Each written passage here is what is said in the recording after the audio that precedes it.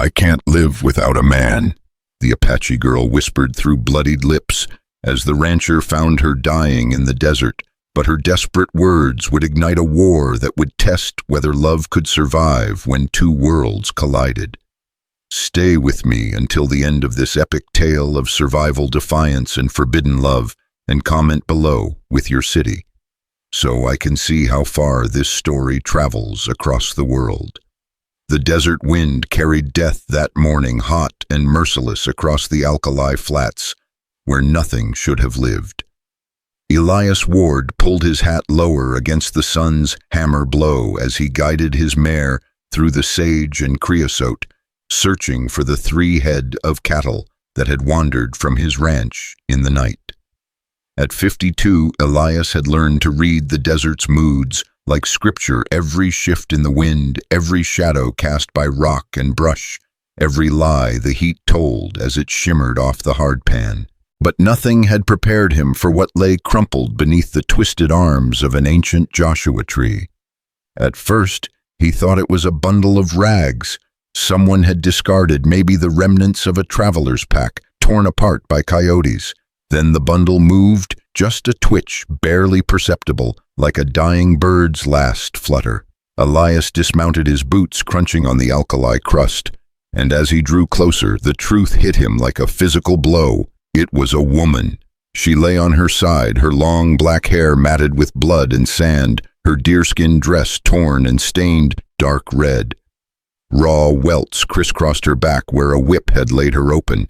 Her wrists bore rope burns and her feet were swollen and cracked from walking barefoot across the merciless ground. But it was her face that stopped Elias. Cold, high cheekbones and bronze skin marked her as Apache, and her dark eyes, though half closed and clouded with pain, still held a fierce light that spoke of a spirit not yet broken. "Jesus," Elias breathed, dropping to one knee beside her. The smart thing, the safe thing would be to ride away. Apache raiders had been hitting settlements all through the territory, and harboring one of their women would mark him as an enemy to both sides. The army would brand him a sympathizer, and the Apache would see him as a thief or worse. But as he knelt there in the desert morning, watching this woman fight for each ragged breath Elias Ward found, he didn't give a damn about smart or safe. "Easy now," he murmured, though he doubted she could understand English. "I'm not going to hurt you." Her eyes snapped fully open at the sound of his voice, and faster than a striking rattlesnake, her hand closed around a shard of volcanic glass. She pressed it against her own throat, and though her voice came out as barely a whisper, her words were clear. "I can't live without a man." The English shocked him, not just that she spoke it, but the way she said it, with an educated precision that suggested she'd learned from someone who cared about such things. But it was the meaning behind the words that chilled him. She wasn't begging for rescue. She was stating a fact as cold and final as winter. "What did you say?" Elias asked, though he'd heard her perfectly. She shifted the glass shard, and a thin line of blood appeared on her throat. "My people, they say I am cursed, barren. A woman who cannot make children cannot live without a man to feed her, to protect her, but no Apache man will have me now." Her laugh was bitter as alkali water. "So I cannot live."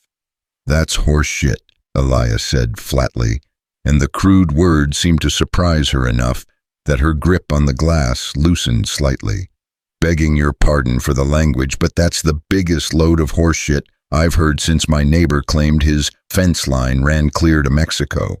She studied his weathered face, trying to read his intentions. "You are—" "White man. Enemy. Name's Elias Ward," he said, settling back on his heels but keeping his hands visible. "And right now I'm just a man who found someone in need of help. What's your name?" For a long moment she didn't answer. Then Takina. It means waiting for something to come. "Well, Takina, I'd say what came was a second chance. Now, are you going to use that glass on yourself, or are you going to let me get you some water and medical attention?" She stared at him with those fierce dark eyes, weighing his words against whatever hell she'd endured. Finally, almost reluctantly, she let the glass fall from her fingers. "Why?" she asked. "Why help enemy?" Elias stood and walked to his horse, returning with a canteen. As he knelt beside her again and helped her sit up enough to drink, he considered her question. Why indeed? Maybe it was because he'd found his own family, his wife Sarah and their 2 young sons butchered by Comanche raiders 5 years ago, their bodies left to the buzzards while he was away buying supplies in town. Maybe it was because he understood what it felt like to be cast out by fate, to have the life you'd built torn away without warning or mercy. Or maybe it was simply because no living thing, Apache white or otherwise, deserved to die alone in the desert. Because, he said finally, everybody deserves a chance to prove the bastards wrong. The water seemed to revive her somewhat, though she winced with every swallow. As Elias examined her wounds, he could see the full extent of what had been done to her. The whip marks were precise, calculated. This hadn't been random violence, but ritual punishment. Someone had taken great care to make her suffer without killing her outright. "Who did this to you?" he asked. "My husband's brother," she said, her voice gaining strength. "When my husband died in raid, his brother claimed me as wife, but I refuse. I told the council I would not be passed like horse from one man to another." Her jaw tightened. "They said a woman has no choice. I said I would make my own choice. So they did this. They beat me, whip me, drag me to desert and leave me to die. They say if I cannot be proper Apache woman, then I am no Apache at all." She met his eyes. "But I do not die easy." Elias found himself almost smiling despite the grim circumstances. "I can see that." He stood and extended his hand to her.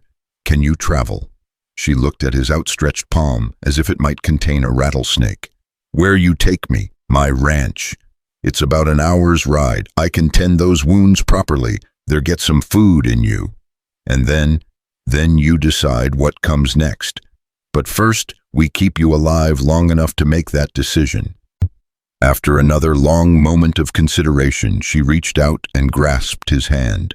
Her grip was surprisingly strong, calloused from hard work, and as he helped her to her feet, he caught a glimpse of the woman she must have been before the desert tried to claim her proud, capable, unbroken. Getting her onto his horse proved to be a challenge. She was weak from blood loss and dehydration, and every movement sent fresh pain through her battered body. But she gritted her teeth and refused his offer to wait for a wagon, instead allowing him to boost her up behind his saddle. When she wrapped her arms around his waist to steady herself, he felt her trembling, whether from pain, fear, or simple exhaustion, he couldn't tell. The ride back to his ranch passed in silence, broken only by the steady clip-clop of the mare's hooves and the whisper of wind through the sage. Elias found himself hyper-aware of the woman behind him, of the way she held herself, despite her injuries, of the occasional catch in her breathing that told him she was struggling not to show her pain. His ranch, the Broken Wheel, sat in a shallow valley where a spring fed a stand of cottonwoods and provided enough water for a small herd of cattle and a vegetable garden. The house itself was adobe, thick-walled against the desert heat, with a wide portal that caught the evening breeze. It had been built for a family with 3 bedrooms and a kitchen large enough for Sunday dinners and children's laughter. Now it felt empty as a tomb echoing with ghosts and might-have-beens. As they approached the house, Elias felt Takina tense behind him.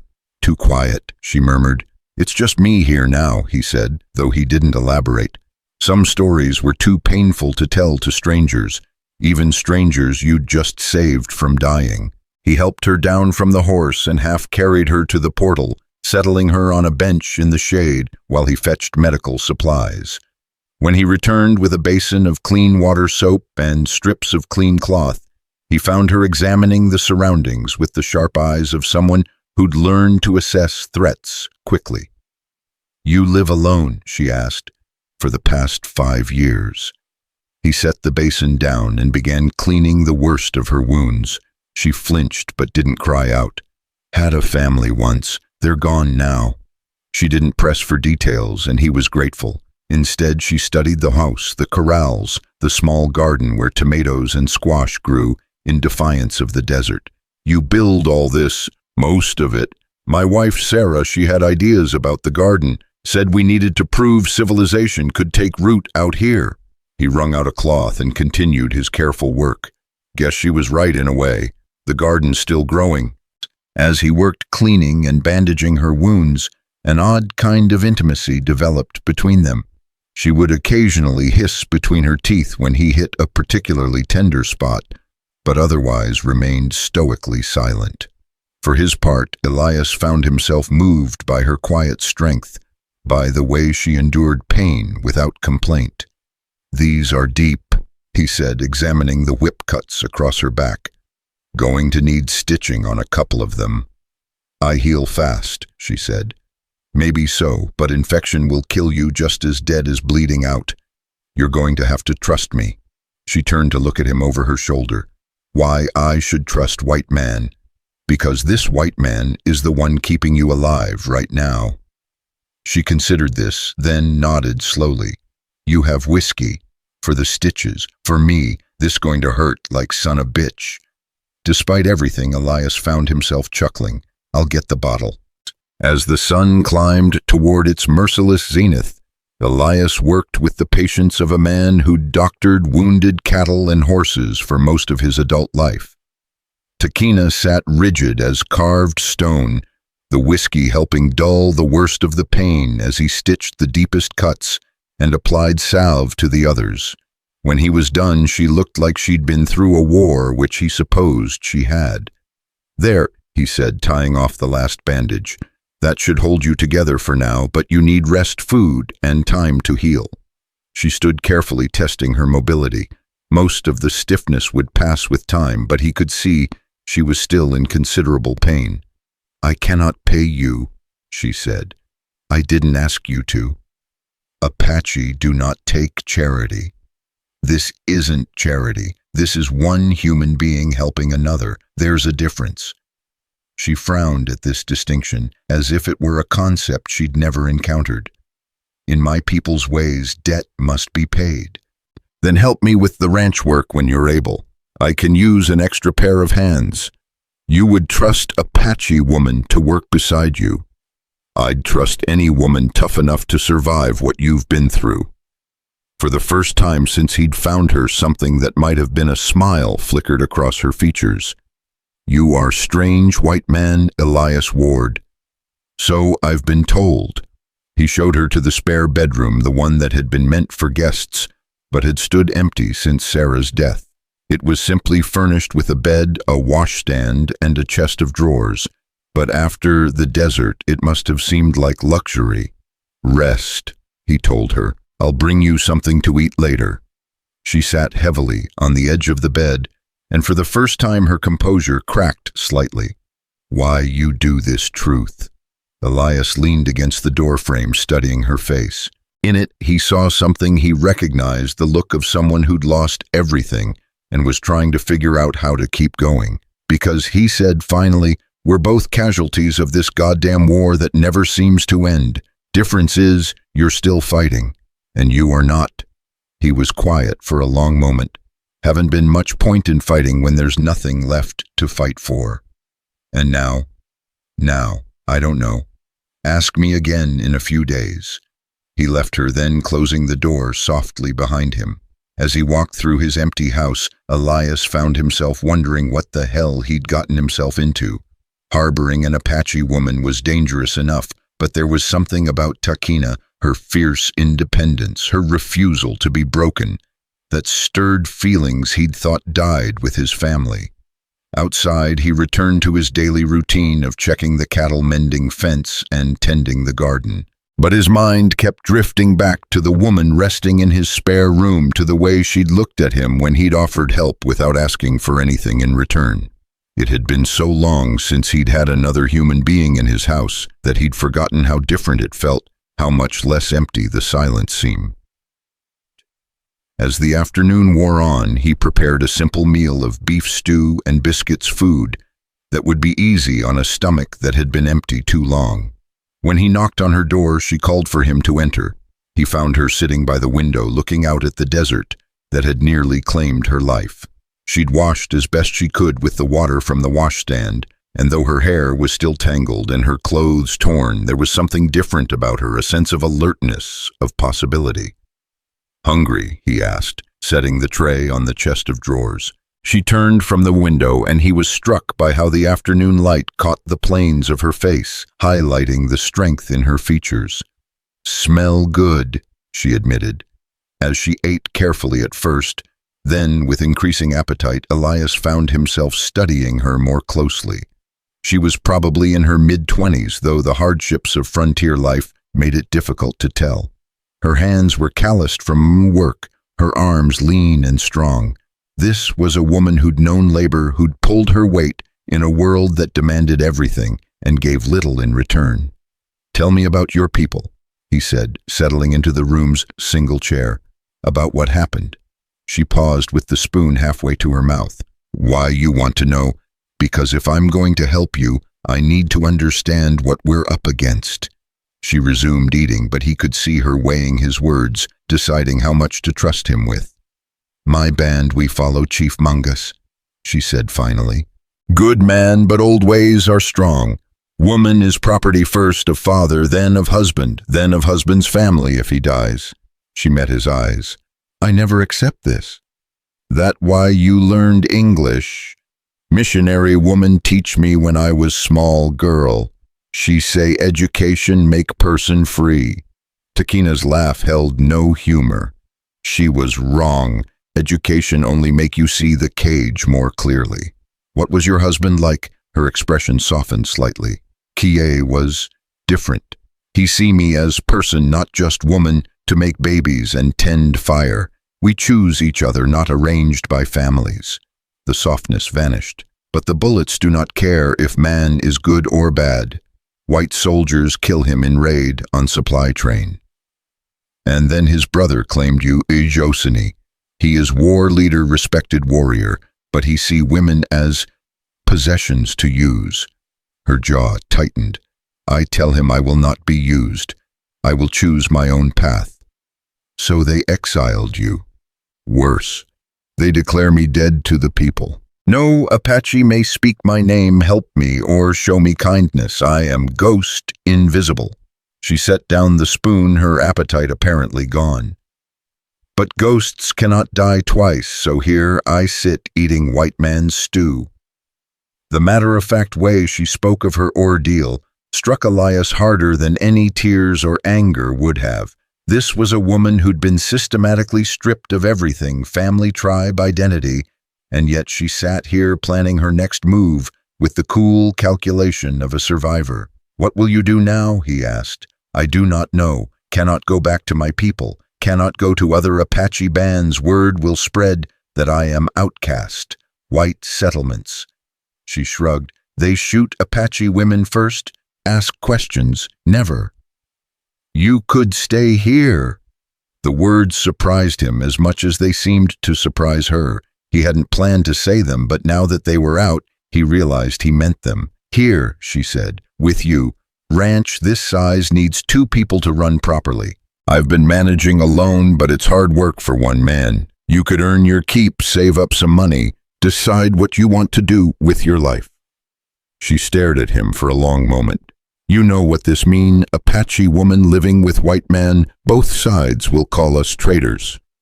Both sides already think we're the enemy anyway. Might as well give them a reason. And you think I would make good ranch hand?" There was something almost playful in her tone, as if the idea amused her. "I think you'd make a damn sight better partner than the desert rats and rattlesnakes I've been talking to for the past 5 years. She actually smiled, then a real smile that transformed her entire face. "You are crazy, man, Elias Ward." "Maybe, but crazy's got me this far." As the sun set that first day painting the desert in shades of gold and crimson, Elias found himself sitting on his portal with a cup of coffee, listening to the familiar sounds of evening settling over the land. But tonight, those sounds were different, somehow less lonely, more like the beginning of something rather than the end. From inside the house came the soft sounds of Takina moving around, and for the first time in 5 years, Elias Ward's ranch felt like it might become a home again. But in the distance, where the desert met the mountains, smoke rose from Apache signal fires, and Elias knew that their respite was temporary. Word would spread that he'd taken in one of their exiled women, and when it did, both sides would come calling.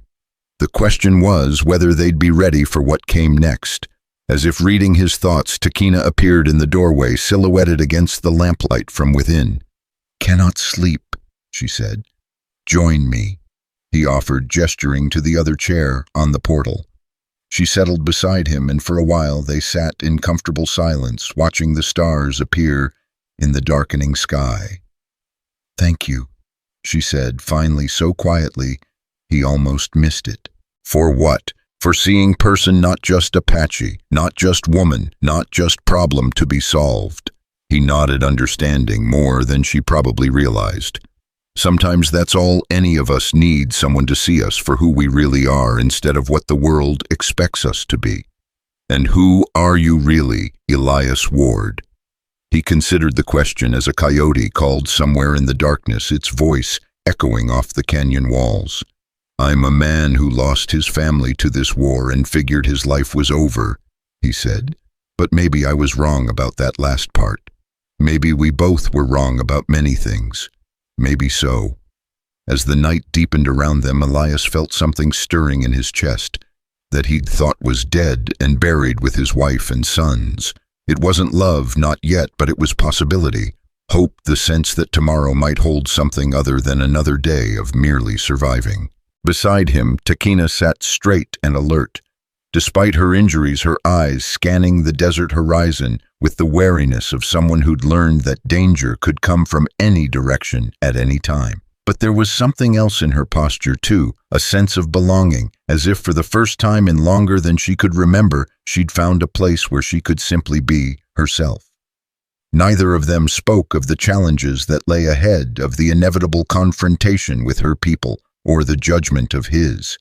For now, it was enough to sit together in the darkness, two souls who'd been cast adrift by fate and circumstance, finding in each other an anchor against the storms to come. Tomorrow would bring its own troubles, its own choices and consequences. But tonight, under the vast canopy of desert stars, Elias Ward and Takina had found something rare and precious. In the wilderness, a second chance at life, at hope, at the possibility that even the most broken things could be made whole again. The wind picked up, carrying with it the scent of sage and promise, and in the distance the Apache signal fires burned on, carrying messages across the darkness that neither of them could read, but both understood. Their old lives were ending.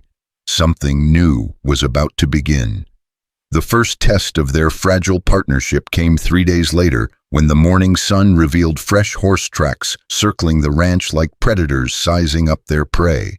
Elias found them while checking the water troughs, the unshod hoof prints, clear as signatures in the soft earth near the spring. His blood chilled as he counted at least 6 different horses, their riders having approached in the pre-dawn darkness, and observed the ranch from multiple vantage points before melting back into the desert. "We had visitors," he announced grimly as he entered the kitchen, where Takina sat carefully sewing a tear in one of his work shirts. Her movements were still stiff from her healing wounds, but her hands were steady and sure. She didn't look up from her stitching. "I know, heard them around midnight.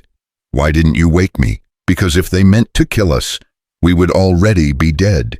She bit off the thread and examined her work. "This was, how you say, reconnaissance. Reconnaissance for what? To see if stories are true, if White Rancher really keeps Apache woman like pet." Her voice carried a bitter edge. "They will go back now, tell what they saw, and council will decide what to do." Elias poured himself coffee with hands that weren't quite steady. The reality of their situation was settling in like winter cold. "How long do we have? Days, maybe week." She folded the mended shirt with precise movements. "Depends on how far they must travel, how long elders take to argue. And then they come for me." She met his eyes across the small kitchen table. "I should go, Elias. Leave before they make you enemy too." "Like hell." The vehemence in his voice surprised them both. "This is my land, my choice who I give shelter to. I'm not running anyone off because of threats. You do not understand. These are not empty threats. Apache warriors—" "I understand plenty about warriors." Elias cut her off. "Spent 2 years fighting Comanche before I settled here. I know what men can do when they decide killing is the answer to their problems." Takina studied his face, reading the hardness there, the set of his jaw that spoke of a man who'd made his peace with violence long ago. "You fought in the wars, fought, bled, killed when I had to. Thought I was done with all that when I built this place." He stared out the window at the peaceful morning scene, cattle grazing in the distance, his small garden green and thriving. "Guess peace is a luxury that doesn't last long out here." "I am sorry," she said quietly. "Sorry my presence brings this trouble to your door." "Don't be sorry. Just be ready to fight if it comes to that." She was quiet for a moment, then asked, "You have weapons. Rifle, shotgun, 2 pistols. Not much for an army, but enough to make them think twice about an easy victory." "I fight too." He looked at her, taking in the determined set of her shoulders, the way her dark eyes held steady on his. "You know how to use weapons. Apache women learn to defend themselves. Must know knife, bow, spear. Men are not always there to protect." She paused. "And sometimes women must protect themselves from men." The truth in those words settled between them like smoke. Elias found himself wondering what other battles this woman had fought, what other scars she carried beneath the ones he could see. "All right then," he said. "After breakfast we'll see what you can do with a rifle." They spent the morning turning his peaceful ranch into something resembling a fortress. Elias showed her how to shoot his Winchester, and to his surprise she proved a natural marksman. Her hands, calloused from a lifetime of physical work, held the weapon with confident familiarity. "Missionary woman teach you this too?" he asked after she'd put 3 shots through the center of a tin can at 50 yards. "My husband teach me. Say woman who cannot defend herself is woman who will not survive." She worked the lever action smoothly, ejecting the spent cartridge. He was right about many things. As they practiced, Elias found himself studying the way she moved, fluid and economical with no wasted motion. This was someone who had learned efficiency through necessity, who'd made every movement count because her life might depend on it. "Tell me about the scouts," he said, as they took cover behind the corral fence, using it as a shooting rest. "What did you see in their tracks?" 2 were young warriors, probably first or second raid. Horses, nervous riders let them move around too much. She sighted down the barrel at another target.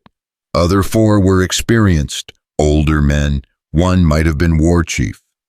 "How can you tell all that from hoof prints?" "Same way you tell story of cow from tracks in mud. Everything leaves sign if you know how to read it." She squeezed off another shot, this one taking the head clean off a bottle he'd set on a fence post. "Young horse, nervous rider prints are scattered uneven.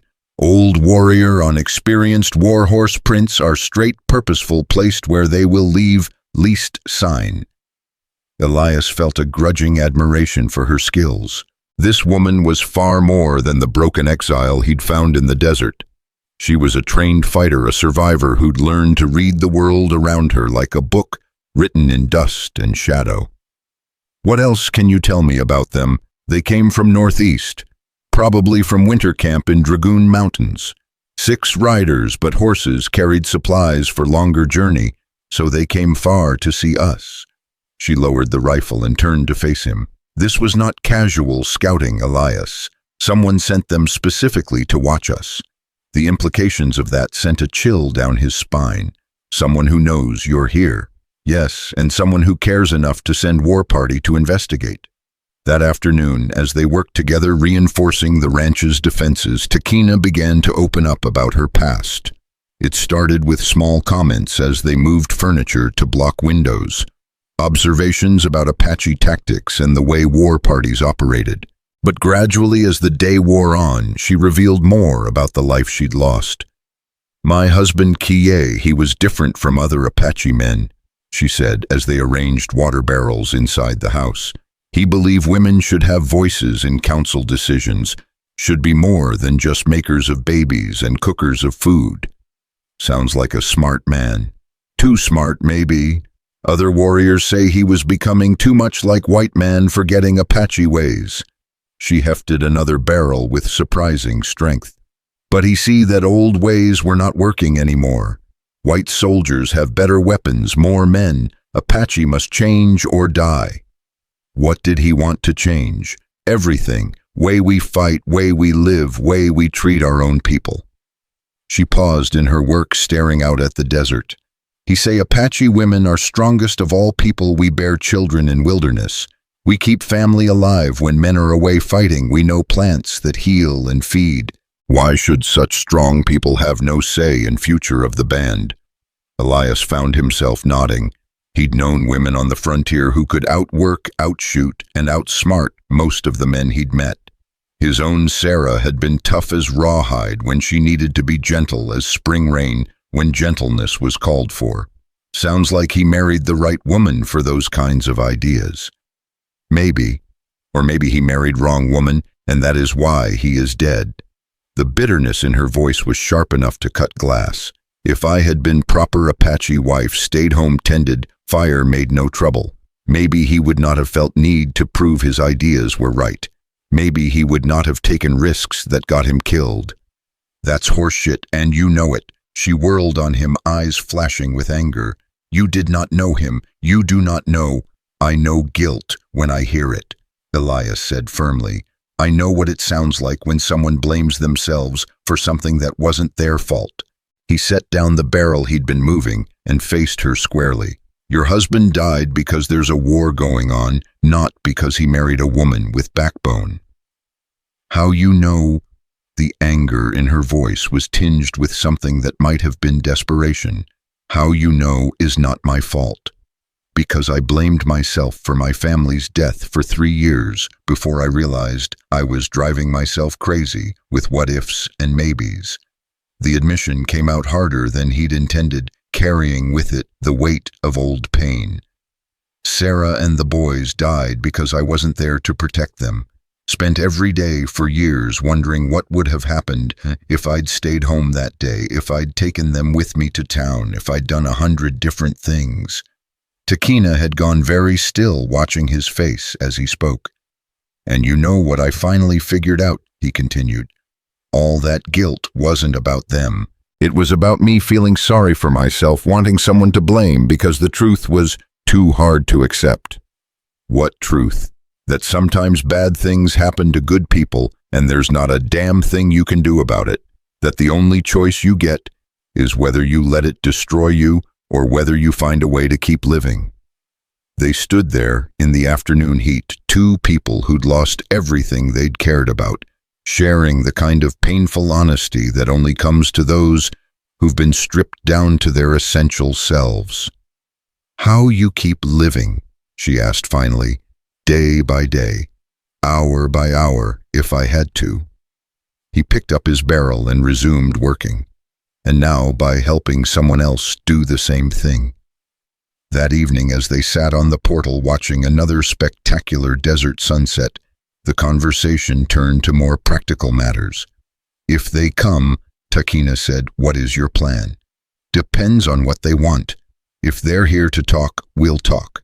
If they're here for something else," he shrugged, "we make them pay a high price for it. They will want me to come back. And if you refuse, then they will try to take me by force. Apache way is not to leave loose ends." She was quiet for a moment. "But there may be another choice." "What kind of choice?" "Challenge. I could demand right to speak before council to defend my actions." "They'd allow that. Is old law from before white men came.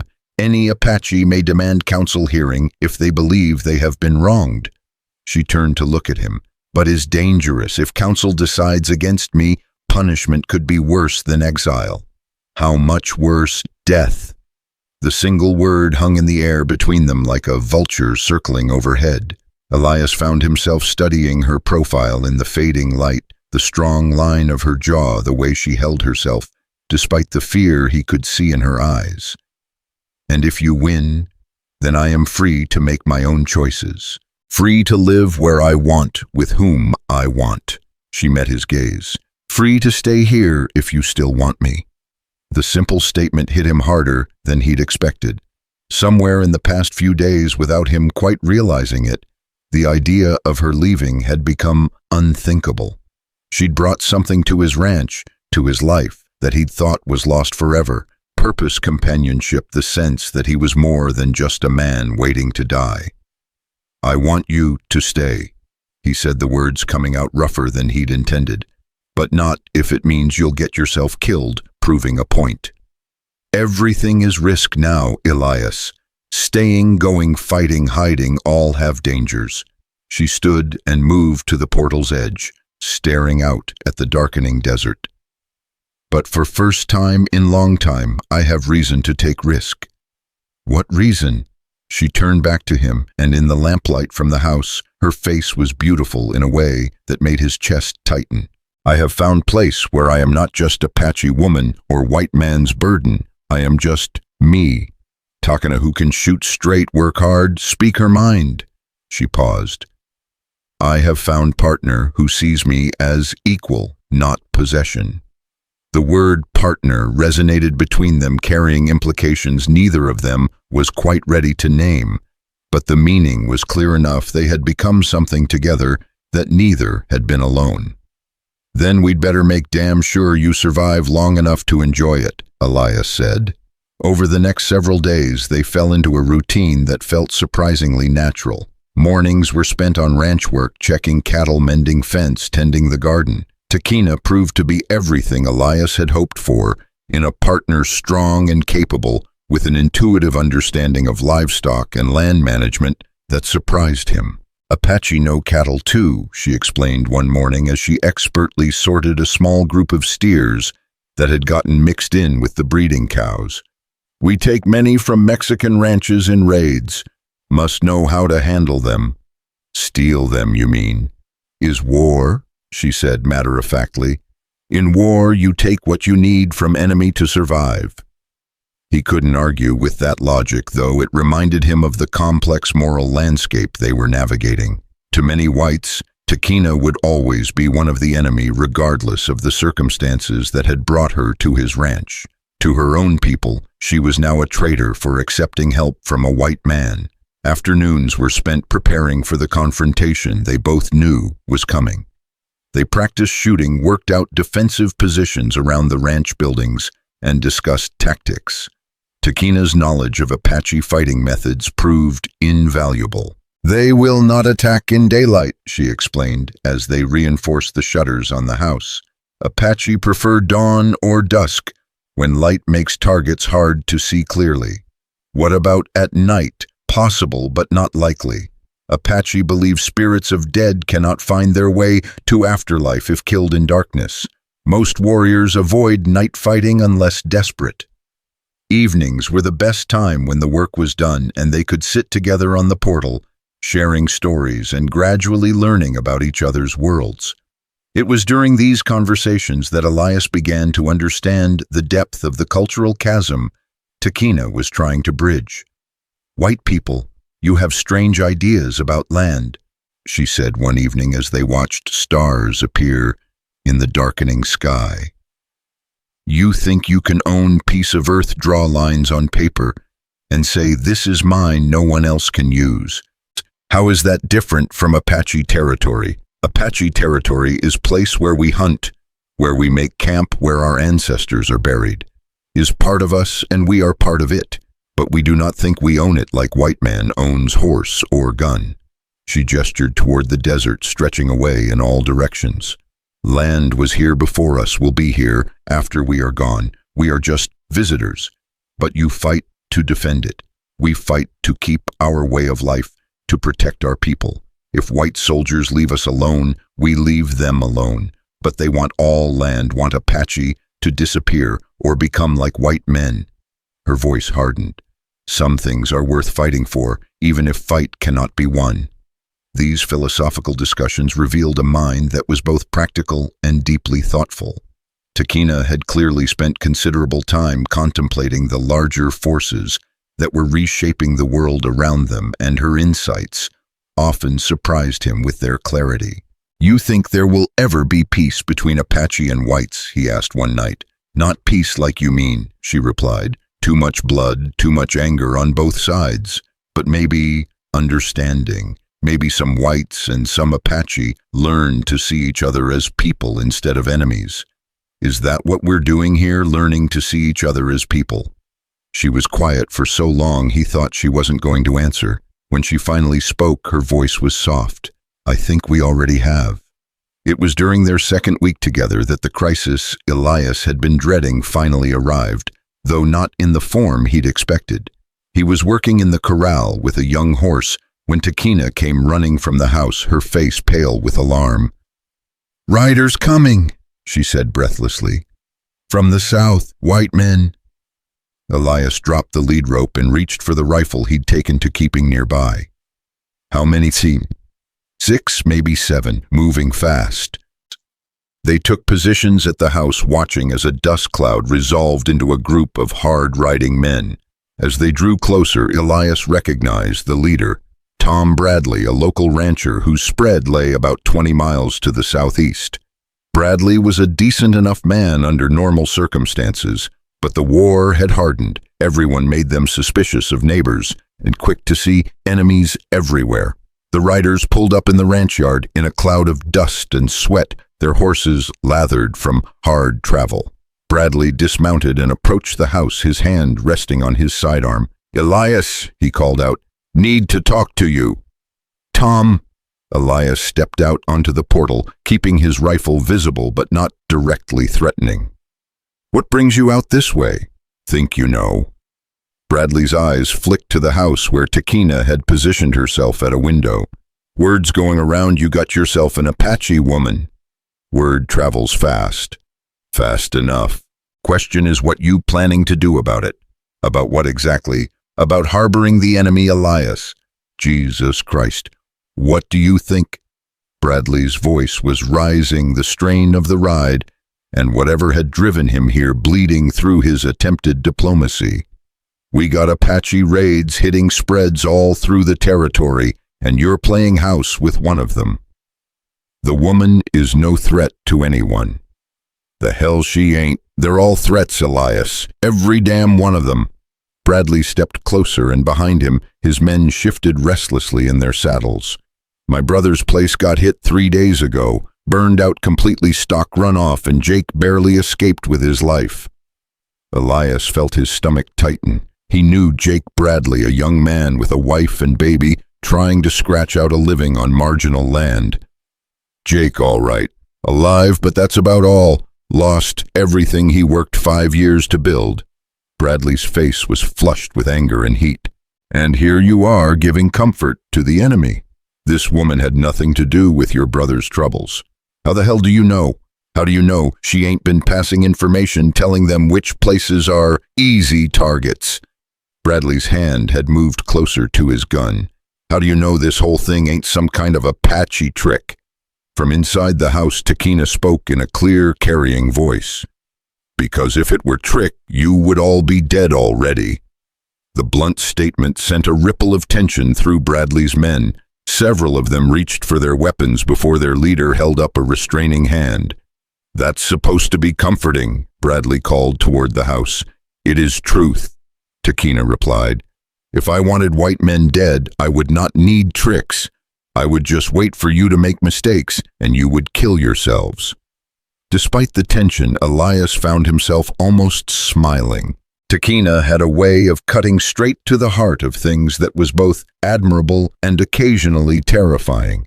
"Point is," Bradley continued, turning back to Elias, "the boys and I, we've talked this over. Can't have Apache women running loose in the territory, no matter what sob story they're peddling." "And what do you propose to do about it?" "Turn her over to the army. Let them deal with her proper." Elias felt his blood turn to ice water. He knew what dealing with her proper would mean: imprisonment, interrogation, and quite possibly execution as a combatant in an undeclared war. That's not going to happen, Tom. Now don't be unreasonable about this, Elias. We're trying to do this the civilized way, give you a chance to see sense before what? Elias's voice had gone deadly quiet, and Bradley seemed to recognize the change in tone. Before we have to take matters into our own hands. The threat hung in the air like gun smoke. Behind Bradley, his men had spread out slightly, positioning themselves for whatever might come next. These weren't professional gunfighters, but they were frontier men who'd grown up with weapons in their hands and violence as a constant possibility. Tom, Elias said carefully, you've known me for 5 years. I've been a good neighbor, helped out when you needed extra hands for branding, never caused trouble for anyone. You really want to throw all that away? This ain't about you, Elias. Hell, we all know what happened to your family. Know you got reason to hate the Apache, but maybe that's clouding your judgment here. Bradley's tone became almost pleading. Maybe you're so lonely, you ain't thinking straight. The suggestion that his decision was based on loneliness rather than principle stung more than Elias cared to admit, perhaps because there was a grain of truth in it, but it was far from the whole truth. My judgment's fine, Tom. Better than it's been in years, actually. Then prove it. Turn the woman over and we'll pretend this whole thing never happened. Can't do that. Won't do it, you mean? Same thing. Bradley stared at him for a long moment, then shook his head sadly. Damn it, Elias, don't make us do this the hard way. Only hard way I see is the one where you try to take something that doesn't belong to you. The standoff stretched out, neither side willing to back down, both sides knowing that the next word spoken would likely determine whether they walked away or started shooting. It was Takina who broke the silence, stepping out onto the portal to stand beside Elias. The sight of her seemed to galvanize Bradley's men, several of whom reached for their guns. Wait, she said, holding up both hands to show they were empty. I speak to you. Ain't got nothing to say to you, squaw, one of Bradley's men snarled. Then you listen, she replied calmly. I know you are afraid. I know Apache raids make you see enemies everywhere, but I am not your enemy. The hell you ain't, the same man shot back. I am woman without people, without home. If I wanted to hurt white settlers, would I come alone to one ranch? Would I stay where everyone can find me? She looked directly at Bradley. If I were spy, would I not be hidden in mountains watching, reporting? Would I be here in open learning to milk cows and mend fences? Her logic was unassailable, and Elias could see it was having an effect on some of Bradley's men, but fear and anger weren't always susceptible to reason. Maybe, Bradley said slowly, or maybe you're just buying time while your war party gets into position. What war party? Takina asked. You see signs of war party. Your tracker find evidence of many horses, many warriors. She gestured toward the empty desert. Or you see only tracks of woman and man working together, living in peace. Peace don't last out here, Bradley replied, but some of the certainty had gone out of his voice. No, it does not. But perhaps it could last little longer if good men choose to see woman instead of enemy, choose to judge by actions instead of blood. The plea in her words was subtle but unmistakable, and for a moment Elias thought she might actually be reaching them. Then one of Bradley's younger men, a hothead named Pete Garrison, spat in the dust and leveled his rifle. Enough of this bullshit, Garrison snarled. We came here to collect the Apache, and that's what we're gonna do. The moment balanced on a knife's edge, and Elias knew that whatever happened in the next few seconds would determine whether he and Takina lived to see another sunset. The crack of Elias's Winchester split the desert air like thunder, the bullet kicking up dust inches from Pete Garrison's boots. Every man in the yard froze, the echo rolling across the empty landscape like a promise of more violence to come. Next one goes center mass, Pete, Elias said quietly, working the lever action with practiced efficiency. Your choice. Garrison's face had gone white, but his rifle remained trained on Takina. "You'd shoot a white man over some Apache whore. I'd shoot any man who threatens a guest in my home." Elias's voice carried the flat certainty of someone who'd killed before and would do so again if necessary. Color of his skin doesn't enter into it. "Jesus Christ, Elias," Bradley said, raising his hands slightly. "Nobody needs to die here." "Then tell your boy to lower his weapon." The standoff stretched like a bowstring, 7 men with guns drawn and nerves stretched to breaking point. In the tense silence, Elias could hear his own heartbeat, could feel Takina's presence beside him, like a warm flame in winter darkness. "Pete," Bradley said, finally, his voice carefully controlled. "Stand down." "Like hell I will. This bitch might be the one who—" "I said stand down." Bradley's roar cut across the younger man's words. "That's an order, damn you." Garrison's jaw worked like he was chewing nails, but slowly, reluctantly, he lowered his rifle. The collective exhale from the assembled men was audible in the desert quiet. "Much obliged, Tom," Elias said, though his own weapon remained ready. "Don't thank me yet. This ain't over, not by a long shot." Bradley's face was grim as winter sky. "We'll be back, Elias, with the sheriff, maybe the army. You can't fight the whole territory." "Won't have to. Just have to convince them they're wrong." "Wrong about what?" "About her." Elias nodded toward Takina, who had remained perfectly still throughout the confrontation. "About what she represents." "And what's that?" "A chance. Maybe the first real chance we've had for something other than killing each other until there's nobody left." Bradley shook his head. "You always were a dreamer, Elias Ward. Hope it doesn't get you killed." As the riders departed in another cloud of dust, Takina finally allowed herself to slump against the portal post, the strain of maintaining her composure finally showing. "That was well done," Elias said, lowering his rifle. "The way you talked to them. Words are weapons too, sometimes more powerful than bullets." She looked out at the retreating dust cloud, "but not always effective. They'll be back." "Yes, and next time they bring more men, maybe soldiers." She turned to face him fully. "Elias, I must go. This will only get worse if I stay." "Where would you go?" "I do not know. Mexico, maybe. Or deeper into desert, fine place where no one looks for Apache woman. Running alone in the desert got you nearly killed once already. Better than getting you killed now." The simple statement hit him like a physical blow. Somewhere over the past weeks, without his quite realizing it, his feelings for this woman had grown beyond mere compassion or even friendship. The thought of her disappearing back into the vast emptiness that had nearly claimed her life filled him with something approaching panic. "There's another way," he said. "What way?" "We could leave together, head west, maybe California, start over where nobody knows our history." She stared at him for a long moment, something unreadable flickering in her dark eyes. "You would do that?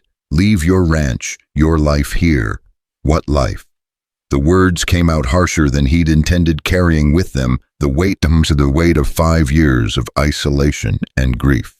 "What have I got here except ghosts and regrets? You have land, home, purpose.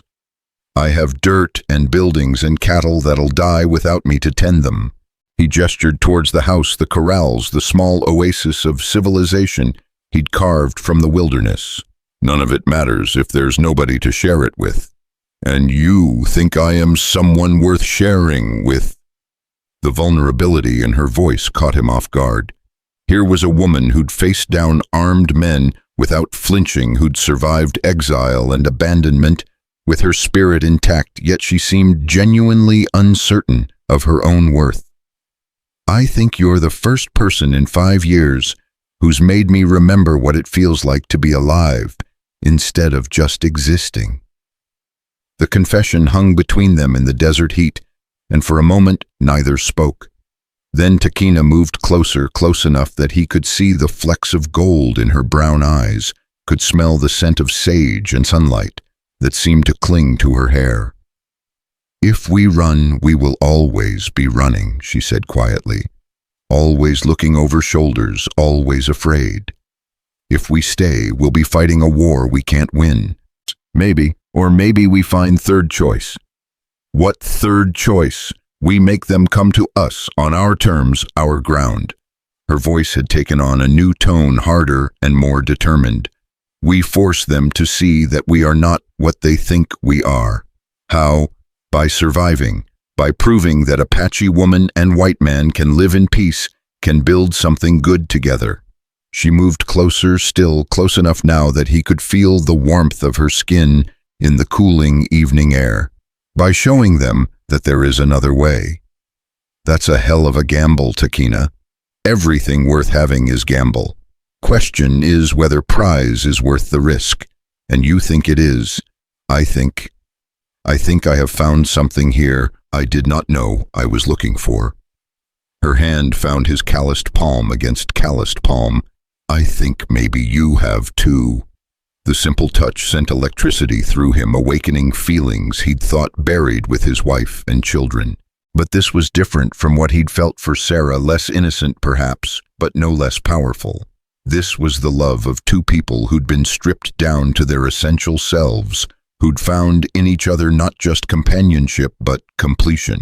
If we do this, he said, his voice rough with emotion, if we make this stand, it won't be easy. Nothing good ever is. They'll come at us with everything they've got, both sides. Then we face them together. That night they made love for the first time, coming together with the desperate hunger of two people who'd been alone too long. It was nothing like the careful courtship and gentle passion Elias had known with his young wife. This was a raw and urgent, the mating of equals who understood that tomorrow might bring death, and today was all they could be certain of. Afterward, as they lay tangled in the sheets of his marriage bed, Takina traced the scars on his chest with gentle fingers. "Tell me about them," she said. "Your family." It was the first time anyone had asked him about Sarah and the boys in years, and for a moment he wasn't sure he could speak, but something about the darkness, about the intimacy they'd just shared, made the words come easier. "Sarah was 19 when I married her, fresh from back east, with ideas about civilization and progress." He smiled at the memory. "Prettiest thing I'd ever seen, and smart as a whip. She could read Latin and French, but she also knew how to birth a calf and shoot a rattlesnake." "She sounds remarkable." She was. Never complained about the hardships, never regretted leaving comfort behind to follow me out here. His voice caught slightly. "The boys. Daniel was 8. Little Tom was 5. Daniel had his mother's brains. Tom had my stubborn streak. They were going to be fine men, both of them. What happened? Comanche war party hit while I was in town buying supplies. Found them 3 days later when I got back." He was quiet for a moment, remembering horrors that still visited his dreams. "Buried them under the cottonwoods by the spring. Sometimes I still talk to them when I'm working in the garden." Takina's hand stilled on his chest. "I am sorry. Sorry for your loss, and sorry that loving me feels like betrayal of their memory." "It doesn't," he said, surprised by the truth of it. "It feels like finally learning to live again instead of just surviving." "Good, because I think they would want you to be happy." "How can you be so sure?" "Because if I died, I would want my husband to find love again, would want him to choose life over grief." She propped herself up on one elbow to look at his face in the moonlight streaming through the window. "Love is not cake, Elias. You do not have less because you give some to another person. You have more." The simple wisdom of her words struck him like revelation. For 5 years he'd carried his grief like penance, as if letting go of the pain would somehow dishonor the memory of those he'd lost. But Takina was right. Love multiplied rather than divided, and choosing life was not the same as forgetting the dead. "How did you get so wise?" he asked. "Apache women learn early that life is hard, death is certain, and happiness must be taken when it comes." She settled back against his shoulder. "We learn not to waste time on guilt or regret. And yet you blamed yourself for your husband's death." "Yes, but I am learning to let that go too." Her voice was drowsy now, contentment making her words soft. You are good teacher in such things." They fell asleep entwined, two souls who'd found each other in the wilderness and dared to claim a moment of peace in a world gone mad with war. But peace, as they both knew, was a luxury that never lasted long in Apache country. The next morning brought visitors of a different sort, a small group of Apache warriors who materialized from the desert like ghosts, their horses' hooves making no sound on the rocky ground. Elias first spotted them from the corral where he was working with a young horse, their silhouettes dark against the sunrise. "Company," he called to Takina, who was hanging laundry on a line strung between two cottonwoods. She looked up following his gaze, and he saw her entire body go rigid. These weren't scouts or casual observers. This was a formal delegation, and from the way Takina's face had gone pale, he knew their business was deadly serious. "How many?" she asked, though she'd already started moving toward the house where their weapons waited. "4, no 5. He was counting carefully, knowing that Apache warriors had a talent for appearing and disappearing that made accurate tallies crucial. "All armed, but weapons aren't drawn." "They come to talk then, at least at first." "You know them, too, I recognize. Josani, my dead husband's brother, and Nietzsche, war chief of our band." Her voice held the careful neutrality of someone trying not to show fear. "Others are young warriors, probably chosen for loyalty to Josani." The Apache delegation approached at an easy walk, making no threatening moves, but also displaying the kind of casual confidence that spoke of absolute certainty in their own capabilities. They were all lean, weathered men dressed in traditional Apache garb, breechclouts, high moccasins, and loose shirts with headbands to keep their long black hair from their eyes. Each carried a rifle across his saddle, and Elias could see knife handles protruding from their belts. The leader, a man in his 30s with the bearing of someone accustomed to command, raised his hand in a gesture that might have been greeting or challenge. "That's Josani," Takina murmured as they approached the house. "He speaks some English learned from Mexican captives." The warriors stopped their horses about 20 yards from the portal, close enough to talk, but far enough to react if violence erupted. Josani dismounted and walked forward alone, his movements fluid and confident. "Takina," he called out in English, thick with accent. "You are found."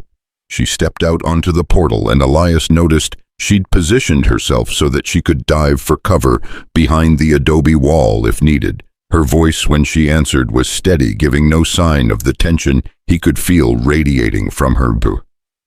"Josani, I am found because I choose to be found." "You choose." The Apache warrior's laugh held no humor.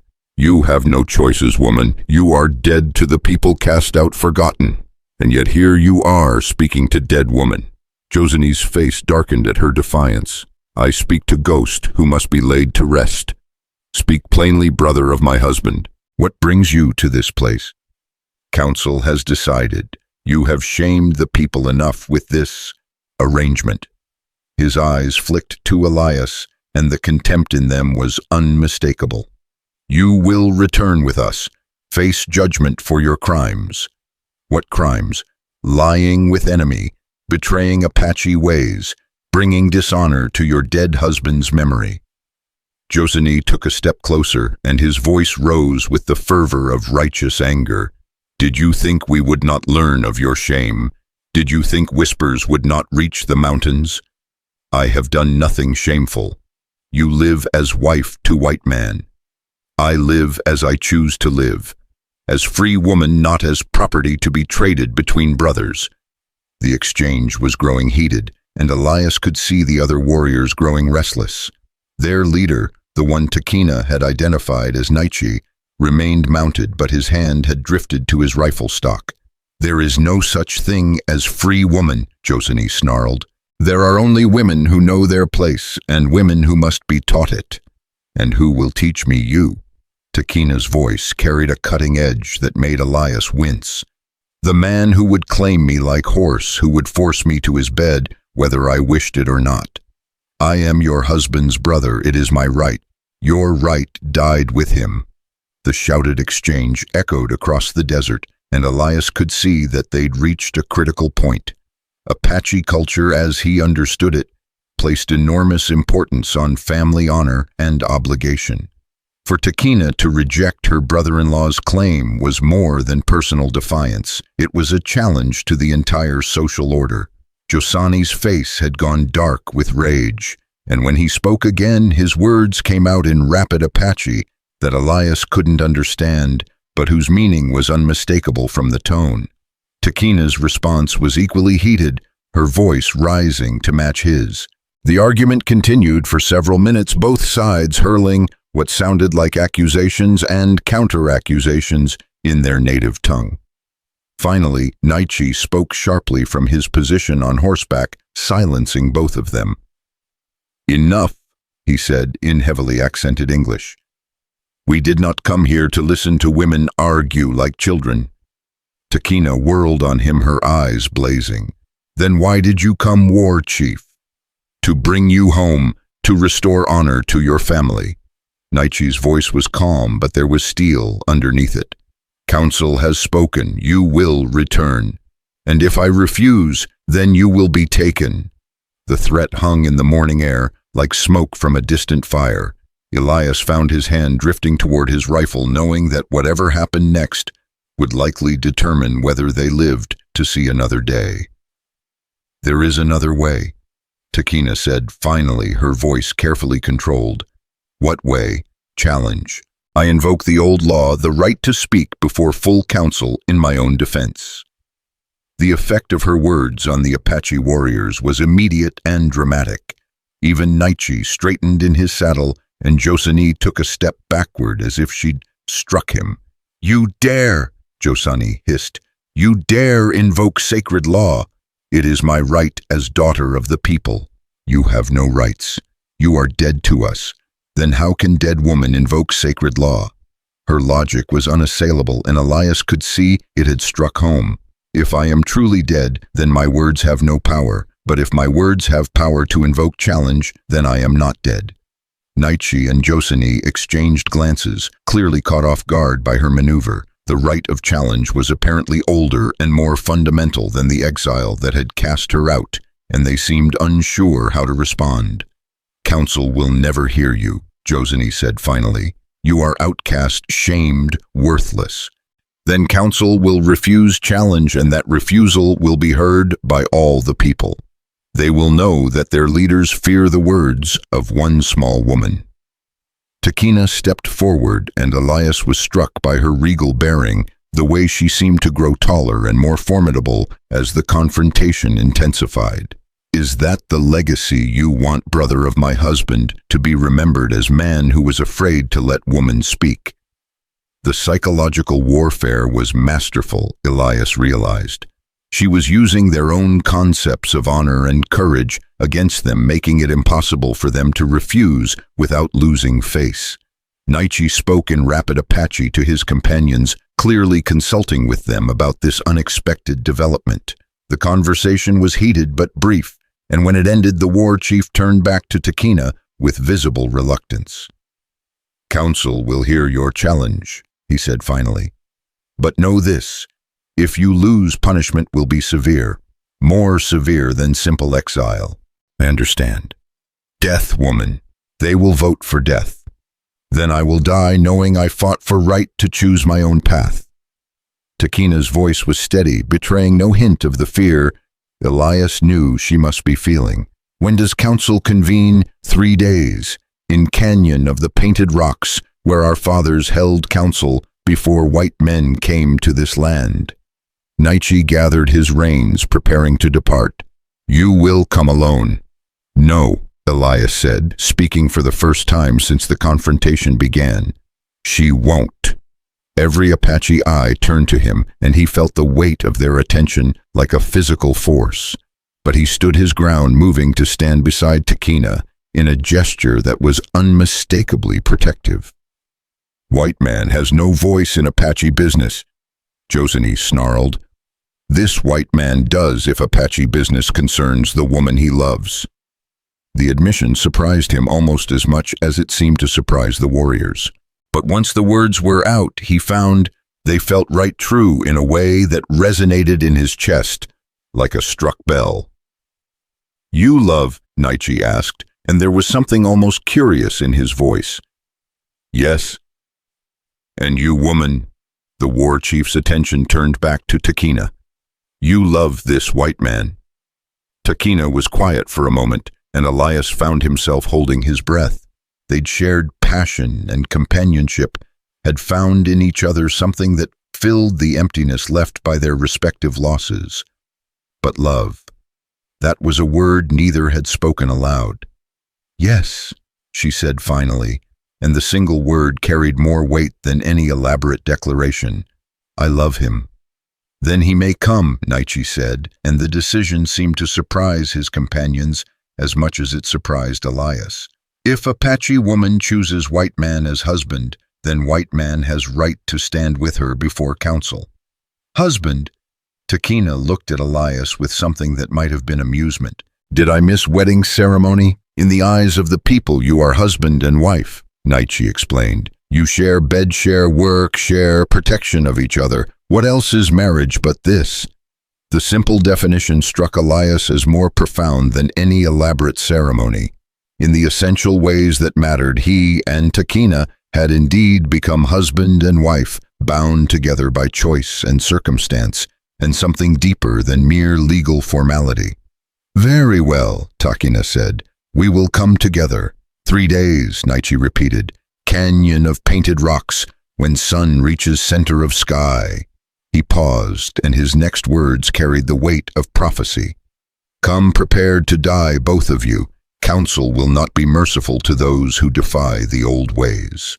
As the Apache warriors rode away, disappearing into the desert as silently as they'd come, Elias found himself wondering what they'd just committed themselves to. The challenge offered a chance, however slim, for Takina to be accepted back into her people with honor. But it also meant placing their lives in the hands of men who had every reason to see them both as enemies. "Are you sure about this?" he asked as they watched the dust settle. "No," she admitted. "But it is better than running, better than hiding. This way we face our accusers with dignity. And if we lose, then we die together as husband and wife."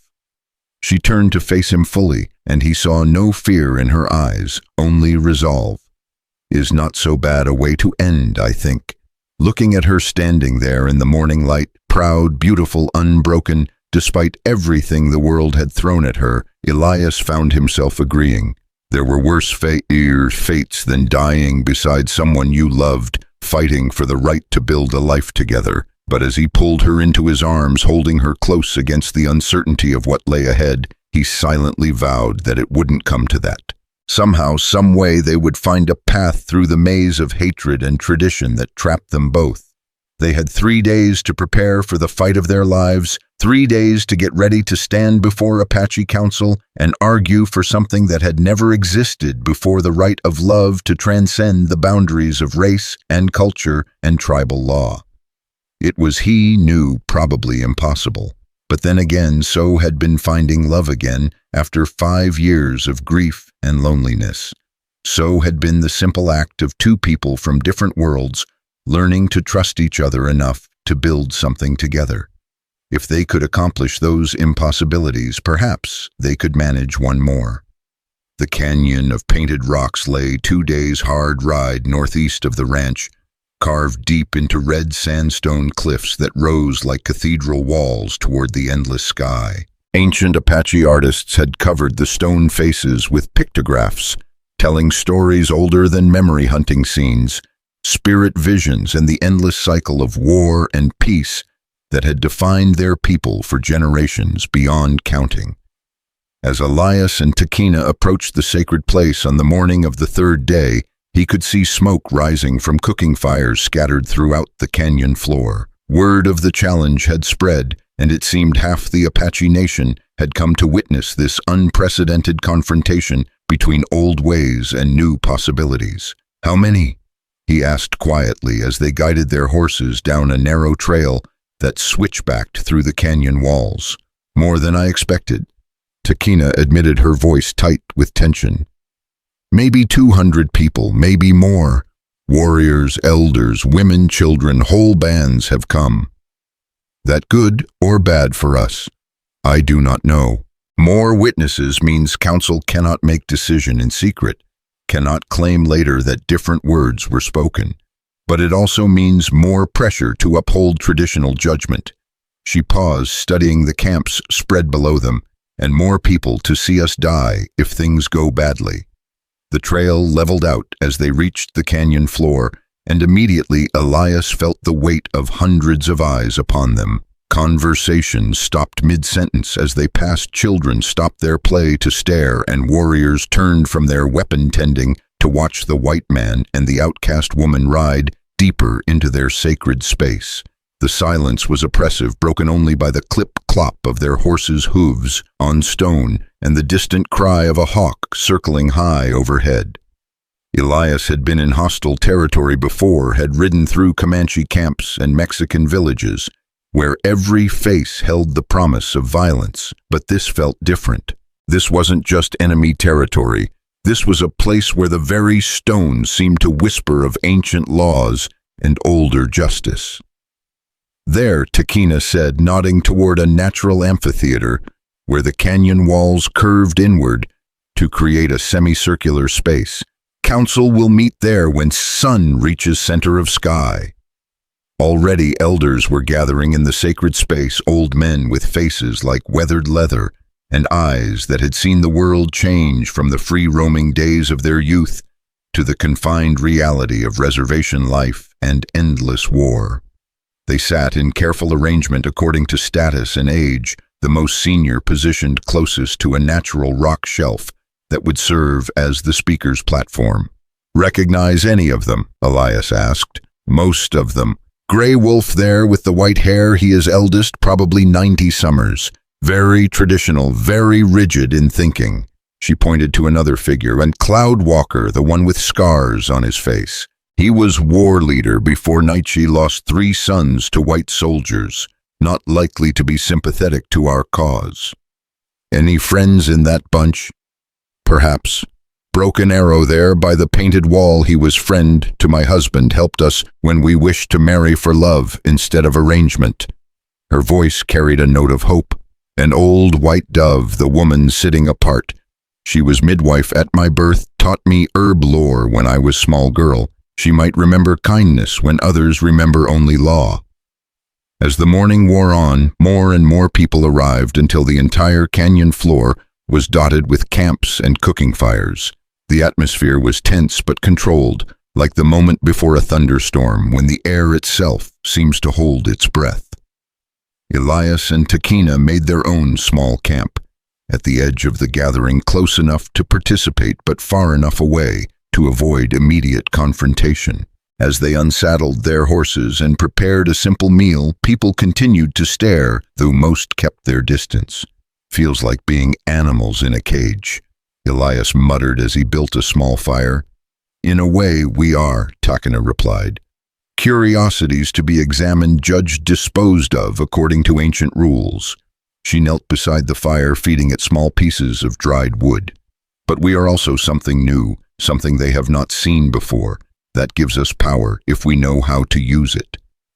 "What kind of power?" "Power of uncertainty. They know how to judge Apache woman who disobeys tribal law. They know how to judge white man who steals Apache woman, but they do not know how to judge partnership, freely chosen love that crosses enemy lines." She looked up at him, and he saw determination burning in her dark eyes. "We must make them see that we are not what they think we are." "And what are we?" "We are future they fear and hope for at same time. We are proof that different way is possible, that Apache and white can live together without one destroying the other." She stood and moved closer to him, close enough that he could smell the sage and sunlight scent of her hair. "We are living argument against everything they have been told about eternal war." A commotion near the council circle interrupted their conversation. A group of young warriors had arrived, their horses lathered with sweat as if they'd ridden hard through the night.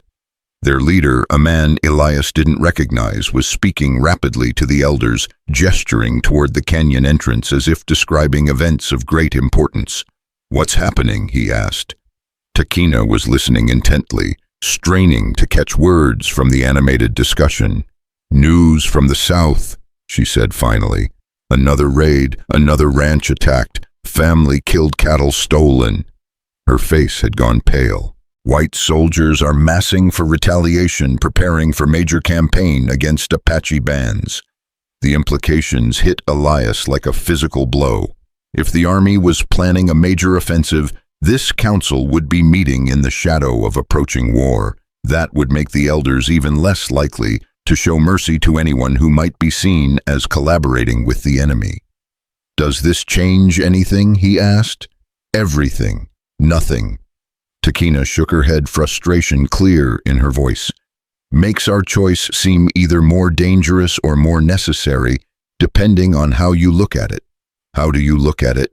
"As sign that time is running short for both our peoples, that if we cannot find way to live together, we will surely destroy each other."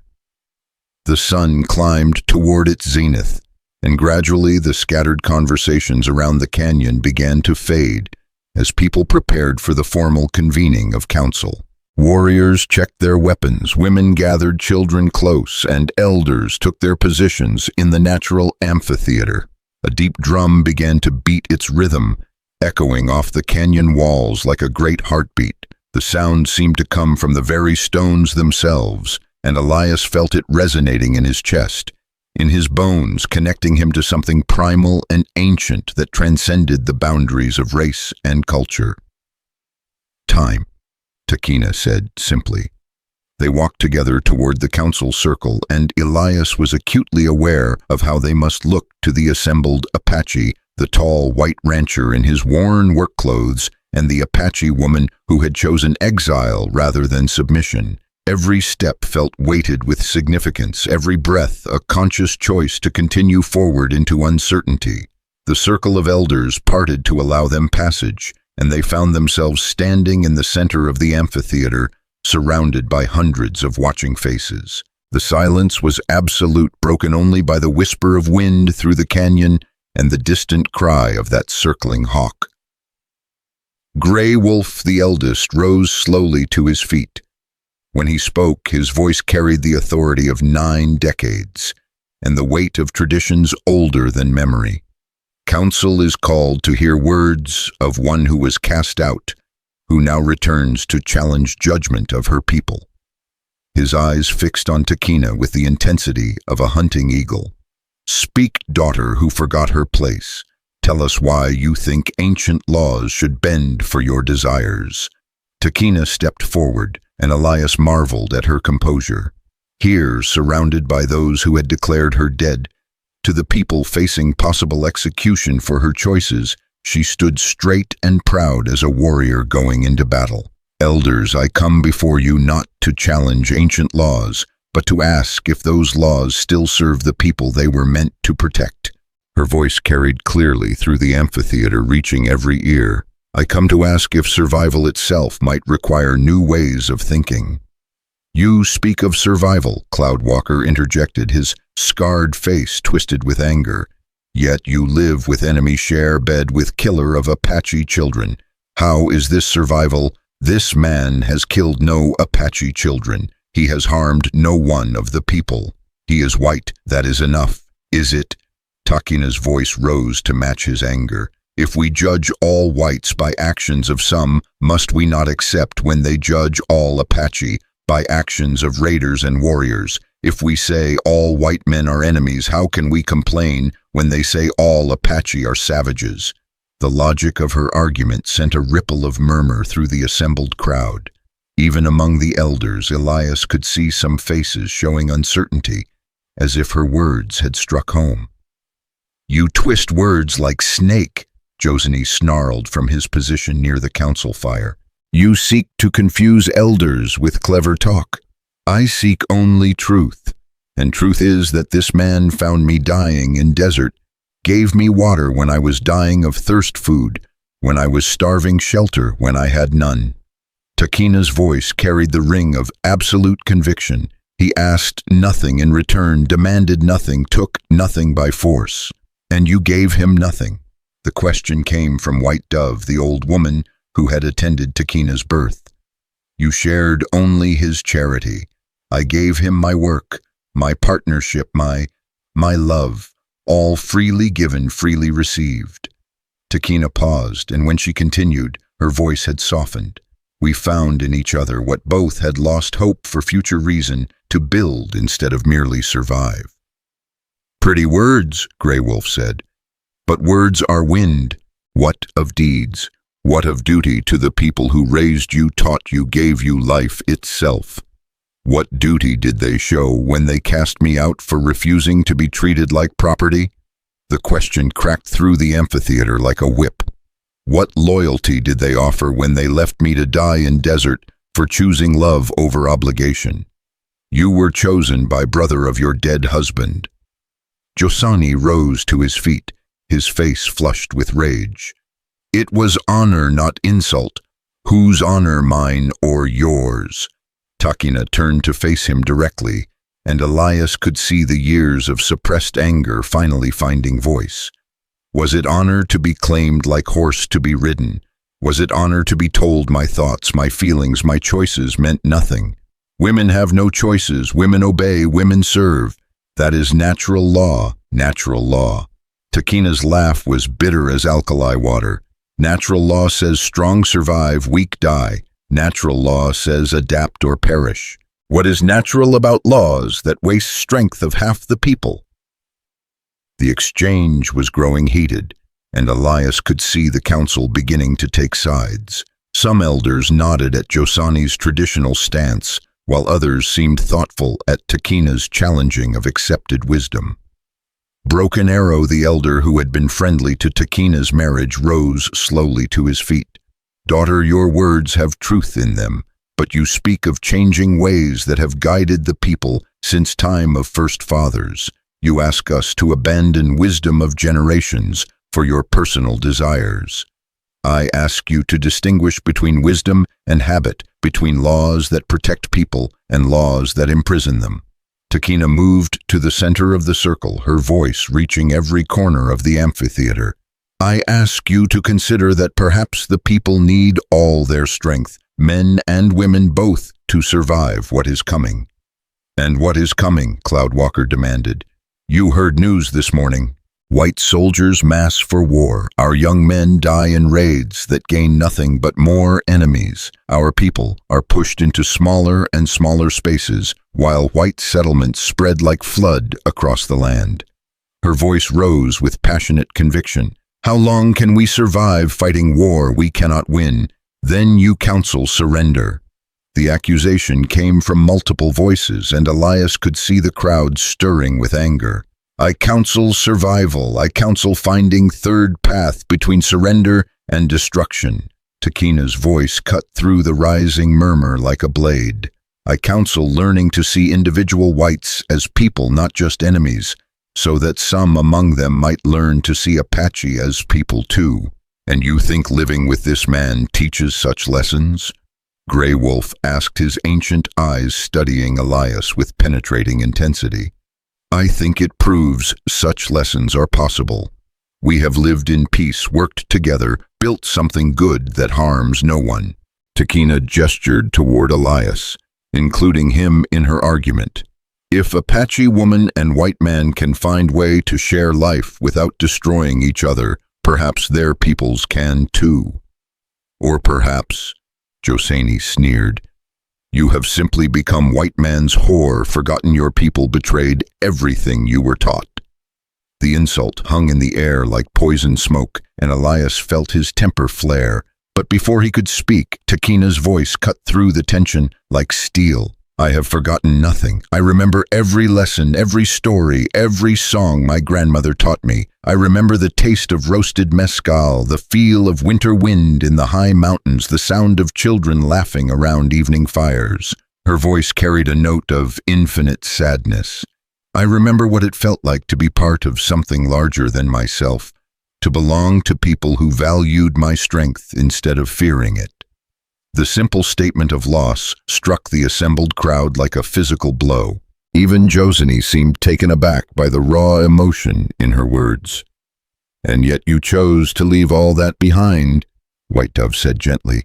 "I chose to refuse to be passed from man to man like a favored horse. I chose to claim right to make my own decisions about my own life." Takina's voice grew stronger again, finding its resolve. "And when I was punished for that choice, when I was beaten and cast out to die, I chose to live. With enemy. With man who saw me as person worthy of rescue, worthy of partnership, worthy of love." She moved to stand beside Elias close enough that their shoulders touched. "If that makes him enemy, then perhaps we need new definition of what enemy means." Naichi, who had remained silent throughout the proceedings, finally stood. As war chief, his words would carry enormous weight with the council. "Woman speaks of survival, of finding new ways to live in changing world," he said, his voice carrying across the amphitheater. "But she asks us to ignore basic truth. This man is white member of race that has brought nothing but death and sorrow to Apache people." "Has he brought death and sorrow to me?" Takina challenged. "He has brought shame to your family, dishonor to your husband's memory. My husband valued courage above all else. Would he be shamed by woman who fought for right to choose her own path? Or would he be proud of woman who refused to surrender to those who would treat her like property?" Naichi paused, clearly caught off guard by the question. Kie had indeed been known for his progressive ideas, his belief that Apache culture needed to evolve to survive the changing world. "Your husband was good man," the war chief admitted finally, "but he was also Apache man. He would not want his wife living with white enemy." "Then let me ask him," Takina said simply. The words sent a shock through the assembled crowd. Elias felt his blood turn to ice water as he realized what she was suggesting. "You would call upon the dead?" Grey Wolf's voice carried horror and fascination in equal measure. "I would ask for guidance from one whose wisdom you all respected, whose memory you claim to honor." Takina's voice was steady, but Elias could see the fear in her eyes. "If Kie's spirit speaks against me, I will accept council's judgment. But if he speaks for me, you must consider that your understanding of his wishes might be wrong." The challenge was unprecedented, dangerous, and completely in keeping with Apache spiritual tradition. If she was lying about her ability to contact her dead husband's spirit, she would be exposed as a fraud. If she was telling the truth, the council would be bound by whatever guidance the spirit provided.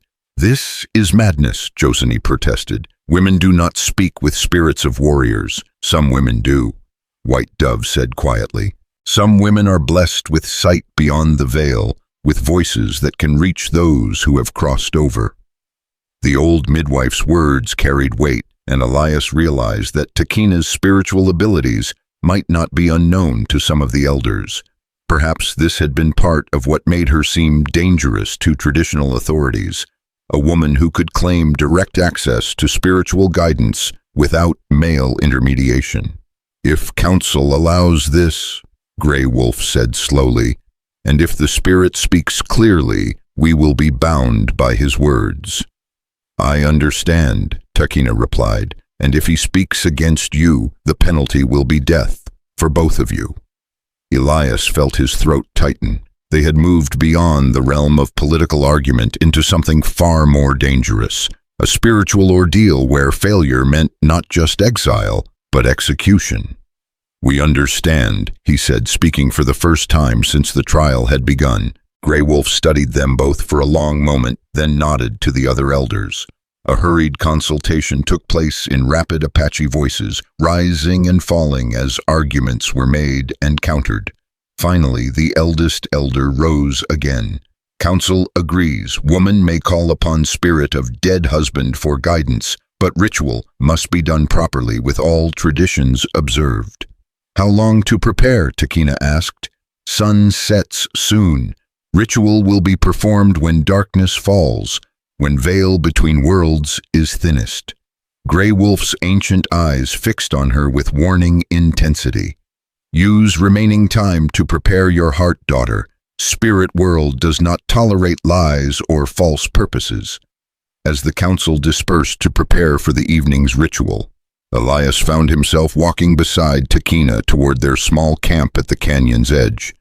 The weight of what lay ahead pressed down on him like a physical burden. "Can you really do it?" he asked quietly. "Contact your husband's spirit."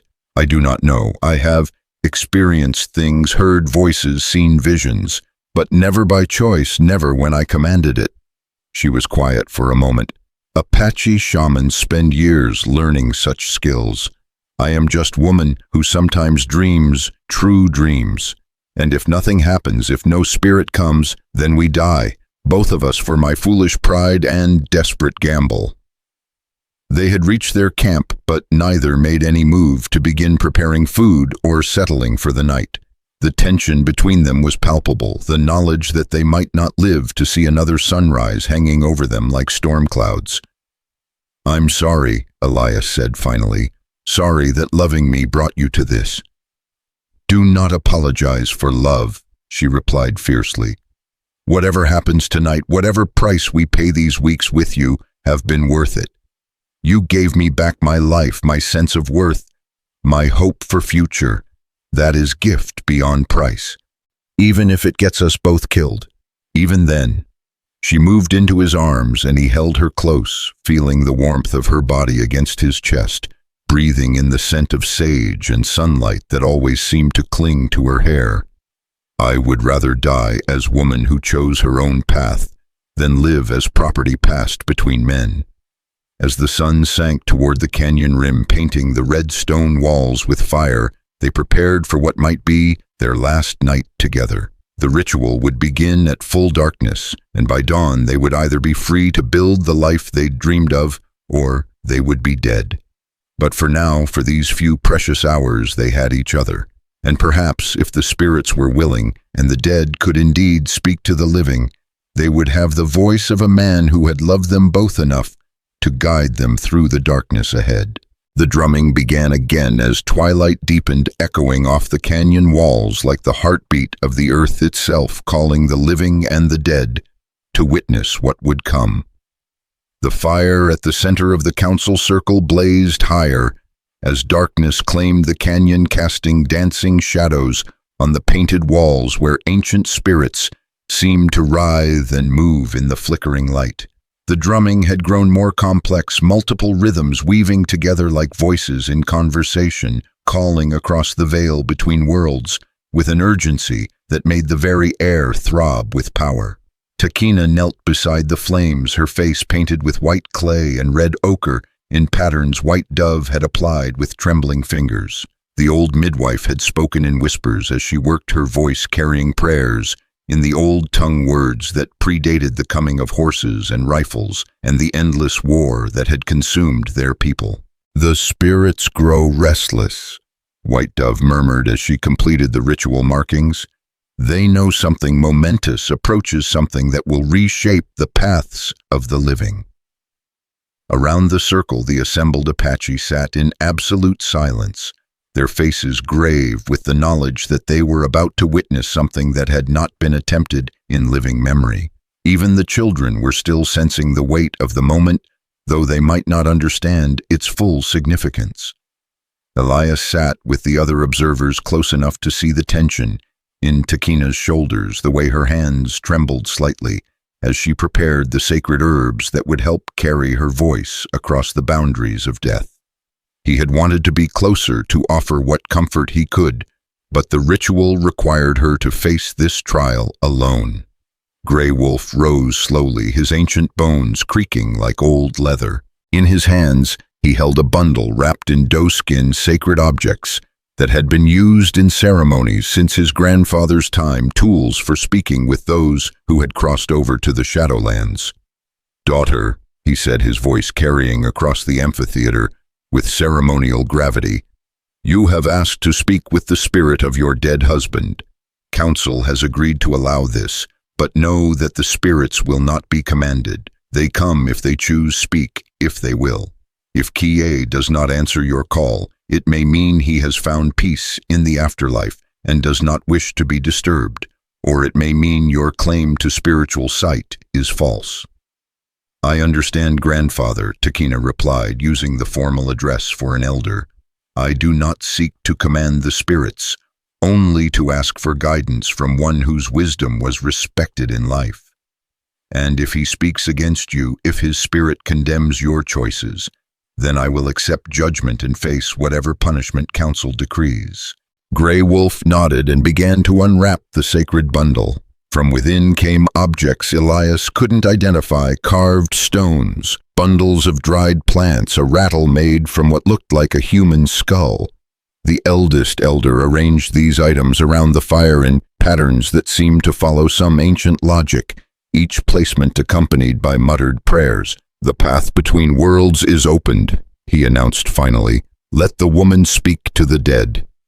Takina cast the first handful of herbs into the flames, and immediately the fire changed color, burning blue-white with an intensity that made Elias's eyes water. A sweet, acrid smoke rose from the blaze, carrying with it scents that seemed to bypass the nose and speak directly to some deeper part of the brain. "Kie," she called, her voice carrying across the canyon with startling power. "Kie, husband of my youth, companion of my heart, I call to you across the dark waters. The people have need of your wisdom, and I have need of your guidance." The smoke swirled higher, forming strange shapes in the still air. For a moment, Elias thought he saw a face in the writhing patterns, high cheekbones, strong jaw, eyes that seemed to look directly at him with measuring intelligence. "I know you are there," Takina continued, her voice taking on a quality he'd never heard before, as if it were coming from someplace deeper than her throat. "I feel your presence like warmth on my skin, like the touch of your hand on my shoulder. Speak, beloved, let the people hear your voice." The fire flared again, and this time the smoke took on almost solid form, coiling and twisting until it resembled a human figure seated across the flames from Takina. When the figure spoke, its voice seemed to come from everywhere at once, from the stones, from the fire, from the very air itself. "My wife, my beloved, you have traveled far from the path we walked together." The sound sent shockwaves through the assembled crowd. Even the most skeptical elders leaned forward, their faces showing mixtures of awe and fear. This was no trick of ventriloquism or clever performance. The voice that spoke from the smoke carried undertones of eternity harmonics that no living throat could produce. "I have walked the path I chose," Takina replied, and Elias could hear tears in her voice, though her face remained composed. "As you taught me to do, as you said I must, when the world demanded I surrender my spirit to preserve my flesh. And what have you found on this path?" "I have found love again, Kie, not love that replaces what we shared, but love that completes what was left unfinished when you crossed over." She gestured toward Elias, including him in the conversation. "I have found partner who sees me as you did, not as possession but as equal, not as woman to be commanded but as person to be cherished." The spirit figure was quiet for so long that Elias began to fear it had departed. Then it spoke again, and its words carried a sadness that seemed to encompass the grief of all the Apache dead. "The white man sitting among the watchers, he is the one, yes. He loves you truly, without reservation or condition. Yes, as I love him. And you believe this love can bridge the chasm between our peoples." Takina was quiet for a moment, considering her answer carefully. "I believe it is beginning. I believe love between individuals might teach understanding between tribes. I believe it is possibility worth fighting for." The spirit turned its attention to the council elders, and when it spoke, its voice carried the authority of one who had seen beyond the veil. "Grandfathers, you who guide the people through these dark times, you have heard my wife's words. What judgment do you make?" It was Nietzsche who answered, his voice tight with confusion and something that might have been fear. "We do not know what to think, Kie. She speaks of love crossing enemy lines of Apache and white living in peace. But how can we trust white man when white soldiers mass even now to destroy our bands? Not all whites are soldiers, just as not all Apache are raiders, the spirit replied. You judge individuals by the actions of their race, then wonder why they do the same to you. But the wars, Cloud Walker protested. The wars will end, grandfather. They must end, or there will be no Apache left to remember the old ways, no white settlers left to build the new ones. The spirit's form seemed to grow more solid, more present. You have choice now, choice that may not come again. You can plant seed of peace in hearts of these two who love each other, or you can destroy them and lose chance for understanding. Joseni rose angrily to his feet. Pretty words from one who dwells in shadowlands. Easy to speak of peace when you no longer bleed from white man's bullets.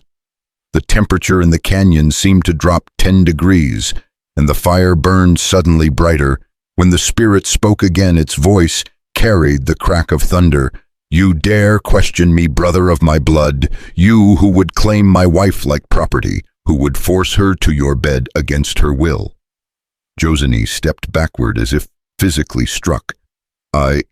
I only sought to honor family obligations. You sought to possess what you could not earn through love or respect. My wife was never meant to be passed between men like trading goods.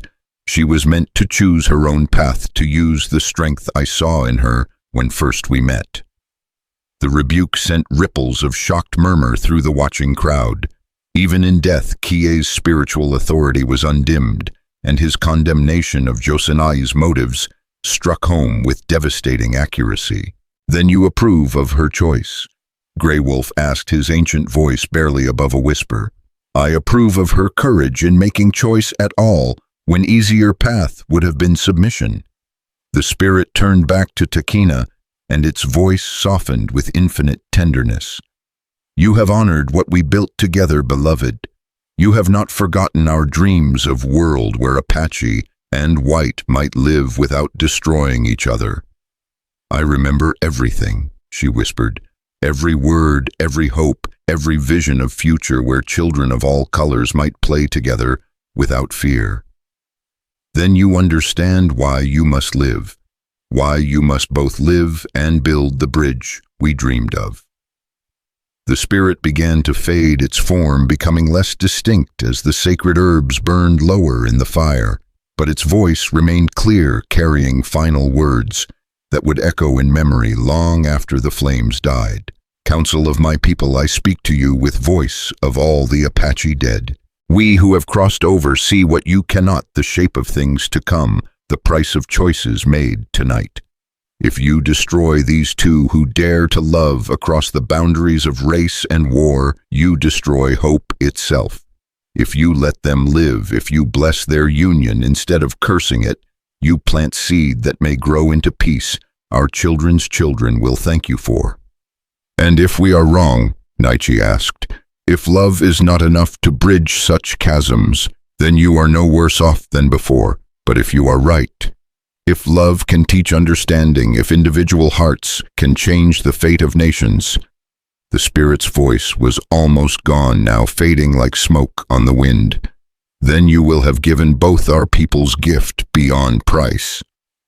The figure dissolved completely, leaving only ordinary smoke rising from the dying fire. But the silence that followed was anything but ordinary. It was the silence of people who had witnessed something that challenged everything they thought they knew about the world. For long minutes, no one spoke. The elders sat staring at the flames, processing what they had heard, weighing the words of the dead against the realities of the living. Around the circle, warriors and women and children waited with held breath for judgment to be rendered. Finally, Grey Wolf rose once more. His face was pale, and when he spoke, his voice carried the weight of a decision that would reshape the future of his people. The spirit has spoken, Kie warrior and visionary son of our blood and keeper of our hopes has given his guidance. The elder paused, looking around the circle at each face in turn. Council must now decide whether to honor the wisdom of the dead or cling to the certainties of the living. There can be no question, White Dove said firmly, rising to stand beside the eldest elder. The spirits do not lie. If Kie blesses this union, if he sees in it hope for peace between peoples, then we must honor his vision. But the risks, Cloudwalker protested, are no greater than the risks we face by continuing endless war. Broken Arrow interrupted. How many more of our young men must die? How many more families must be scattered? How many more times must we move our camps ahead of white soldiers' guns? The debate that followed was intense but brief. The appearance of Kie's spirit had shifted the ground beneath everyone's feet, making arguments that had seemed unshakable moments before suddenly fragile and uncertain. When the final vote was taken, it was not unanimous. Josini and 2 other elders voted for death, but the majority was clear. Takina and Elias would live. Their union would be blessed rather than cursed, and they would be free to return to their ranch as husband and wife. But know this, Grey Wolf warned, as the council rendered its final judgment. You carry now the hopes of the dead and the dreams of the living. What you build together must be worthy of the faith we place in you tonight. You must prove that love can indeed bridge chasms that war has carved between peoples. We understand, Takina said, tears streaming down her painted face. We will not forget the trust you place in us. See that you do not, and see that you remember you are still Apache daughter. Whatever else you become, wherever else you go, you carry the blood and spirit of the people with you always. As dawn broke over the canyon walls, painting the painted rocks with gold and crimson light, the assembled Apache began to disperse. Some approached Elias and Takina with words of blessing and encouragement. Others departed in stony silence, and still others watched from a distance with expressions that promised the controversy was far from over. But they were alive, they were together, and they were free to build the life they had dreamed of during the dark hours when death seemed certain.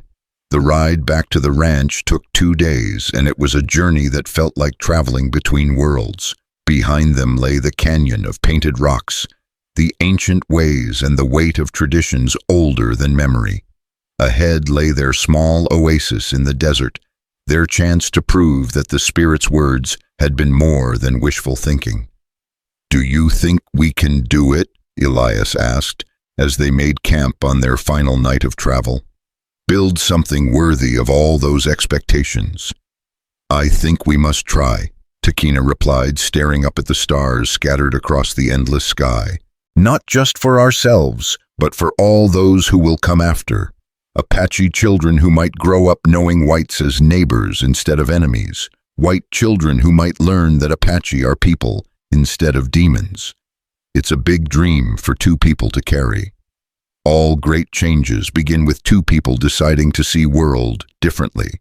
She turned to look at him in the firelight, and he saw in her eyes the same fierce determination that had kept her alive in the desert. We have love, we have land to build on, we have blessing of the dead and hope of the living. What more do we need? When they finally reached the ranch, it looked exactly as they had left it. The adobe house baking in the sun, the cottonwoods rustling in the breeze, the cattle grazing peacefully in the distance. But everything was different now, transformed by the knowledge that they no longer had to hide what they meant to each other or justify their choices to anyone. Home, Takina said simply as they rode into the yard. Our home, Elias corrected, and the word carried weight it had never held before. That evening, as they sat on the familiar portal, watching another spectacular desert sunset, visitors arrived once more. But these were not angry neighbors or vengeful relatives. They were Tom Bradley and 3 other ranchers, their faces showing a mixture of curiosity and cautious respect. Heard about what happened at the canyon, Bradley said without preamble. Word travels fast in this country. Good news or bad? Elias asked. Depends on how you look at it. Some folks are saying you made a deal with Apache devils. Others are saying maybe it's time to try something different than killing each other. Bradley dismounted and approached the portal, his manner careful but not hostile. question is what happens now. Now we prove that different ways are possible, Takina said, rising to stand beside Elias. We show that Apache and White can work together, live in peace, build something good instead of tearing each other down. And how do you propose to do that? By being good neighbors, by helping when help is needed, by keeping our word, by treating all people with respect regardless of color of their skin. She met Bradley's eyes steadily. By living the peace we want to see in world. Bradley was quiet for a moment, studying both their faces. Finally, he nodded slowly. My brother Jake, the one whose place got burned out. He's been talking about maybe trying to rebuild, but he's scared to do it alone. Been wondering if he might find partners, people willing to help him start over. We would be willing to help, Elias said. Even though he spoke against you when I came here before, especially because of that. Fear makes people say things they might not mean. Jake's a good man who lost everything he worked for. If we can help him rebuild, maybe others will see that cooperation works better than conflict. As the summer progressed, word of what had happened at the canyon continued to spread, bringing visitors from across the territory. Some came as enemies seeking to test whether the Apache Council's protection extended beyond tribal lands.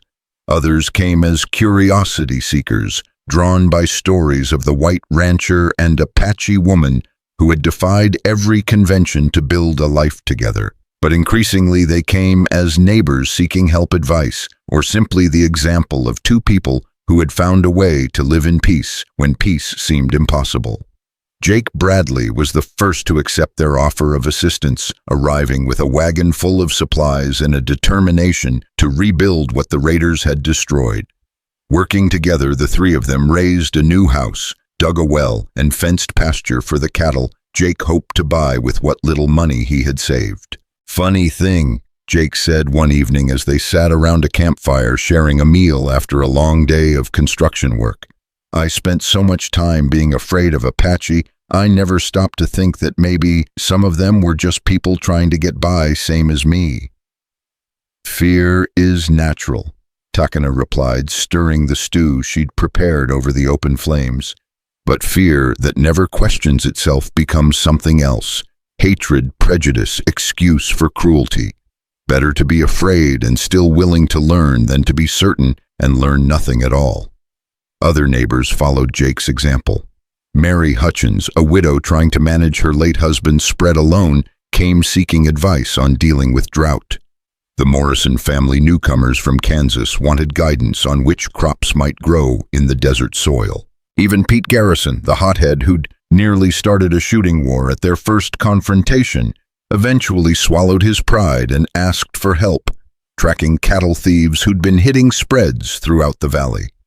With each person who crossed their threshold, with each hand extended in friendship or cooperation, Elias and Takina proved that the Spirit's words had been true.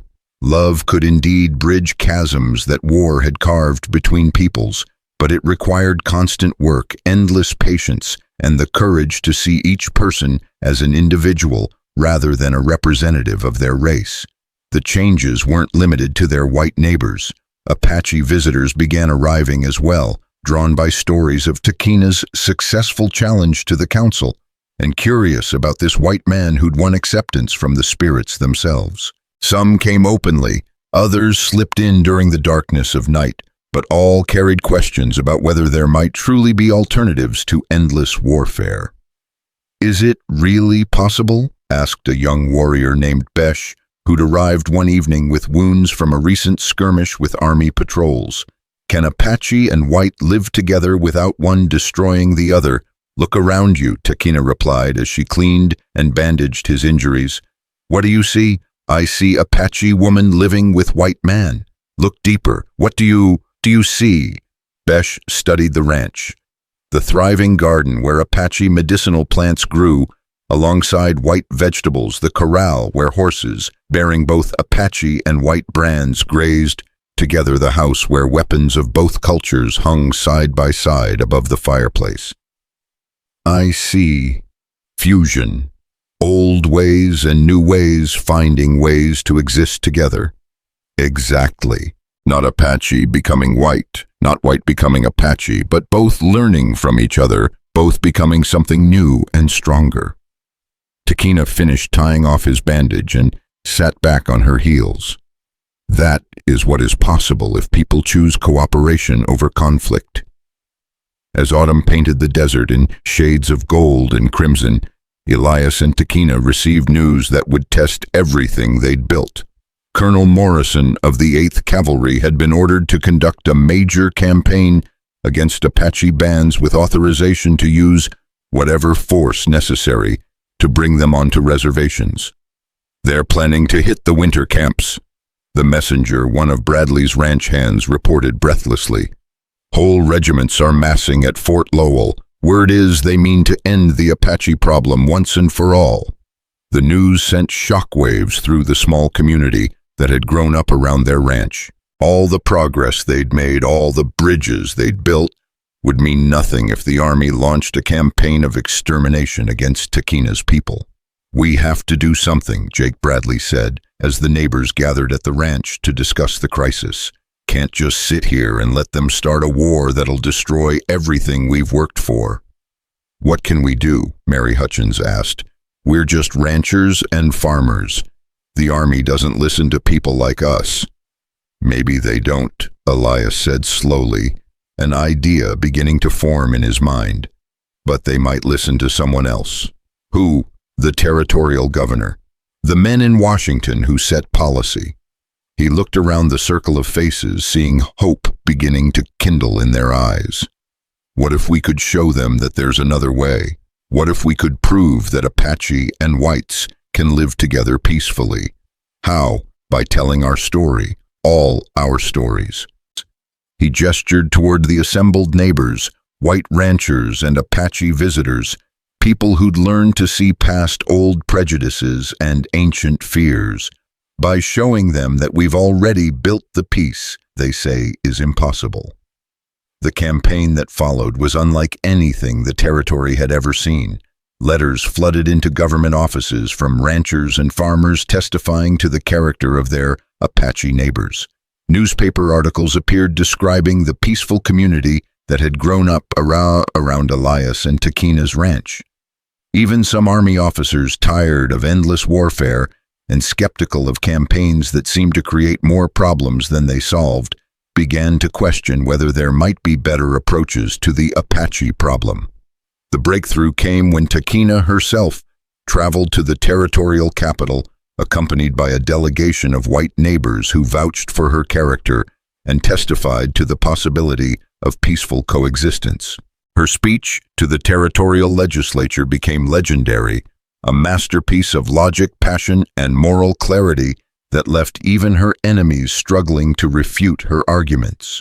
You speak of Apache as if we are not human, she told the assembled lawmakers, as if we do not love our children, mourn our dead hope for better future for those who come after us. You speak of war as if it is solution, when war has brought nothing but death and sorrow to both our peoples. She gestured toward the white ranchers who had accompanied her, men and women who had once seen all Apache as enemies, but now counted her as friend and neighbor. These people will tell you that Apache can be trusted, can be reasoned with, can live in peace if peace is offered in return. They will tell you that we are not demons or savages, but people fallible, complex, capable of both great evil and great good, just like all people everywhere. The speech, reprinted in newspapers across the territory, helped shift public opinion enough that the planned military campaign was postponed, then quietly canceled. Instead, a new policy was announced, one that emphasized negotiation over violence, individual assessment over racial prejudice, and the possibility that different peoples might find ways to coexist rather than destroy each other. It wasn't perfect. There were still raids and retaliations, still moments when old hatreds flared into violence, but the tide had turned and everyone knew it. The future would be different from the past, shaped by the choices of individuals rather than the inevitability or rationalities of racial warfare. Years later, as Elias and Takina sat on their portal, watching their grandchildren Apache and White and everything in between play in the garden, where two cultures had learned to bloom side by side, they would remember the night in the canyon when the spirits had spoken, when the dead had reached across the veil to guide the living toward a better path. "Do you think we did what they asked?" Takina would ask, her hair now silver, but her eyes still bright with the fire that had first caught his attention in the desert. "I think we did more than they asked," Elias would reply, watching a mixed-blood grandson teach his pale-skinned cousin how to track rabbits in the desert sand. "I think we showed that love really can change the world, one heart at a time." But that was still in the future. For now, in this moment, they were simply two people who had found each other in the wilderness and dared to believe that different peoples could learn to live as neighbors rather than enemies. They were proof that love was stronger than hate, that hope could triumph over fear, and that the future belonged to those brave enough to build bridges across the chasms that divided the human heart. The desert wind carried their laughter across the empty spaces, and somewhere in the distance, an Apache signal fire burned bright against the stars, no longer calling warriors to war, but families to celebration, neighbors to friendship, and strangers to the possibility of understanding. The age of endless conflict was ending. The age of possibility had begun.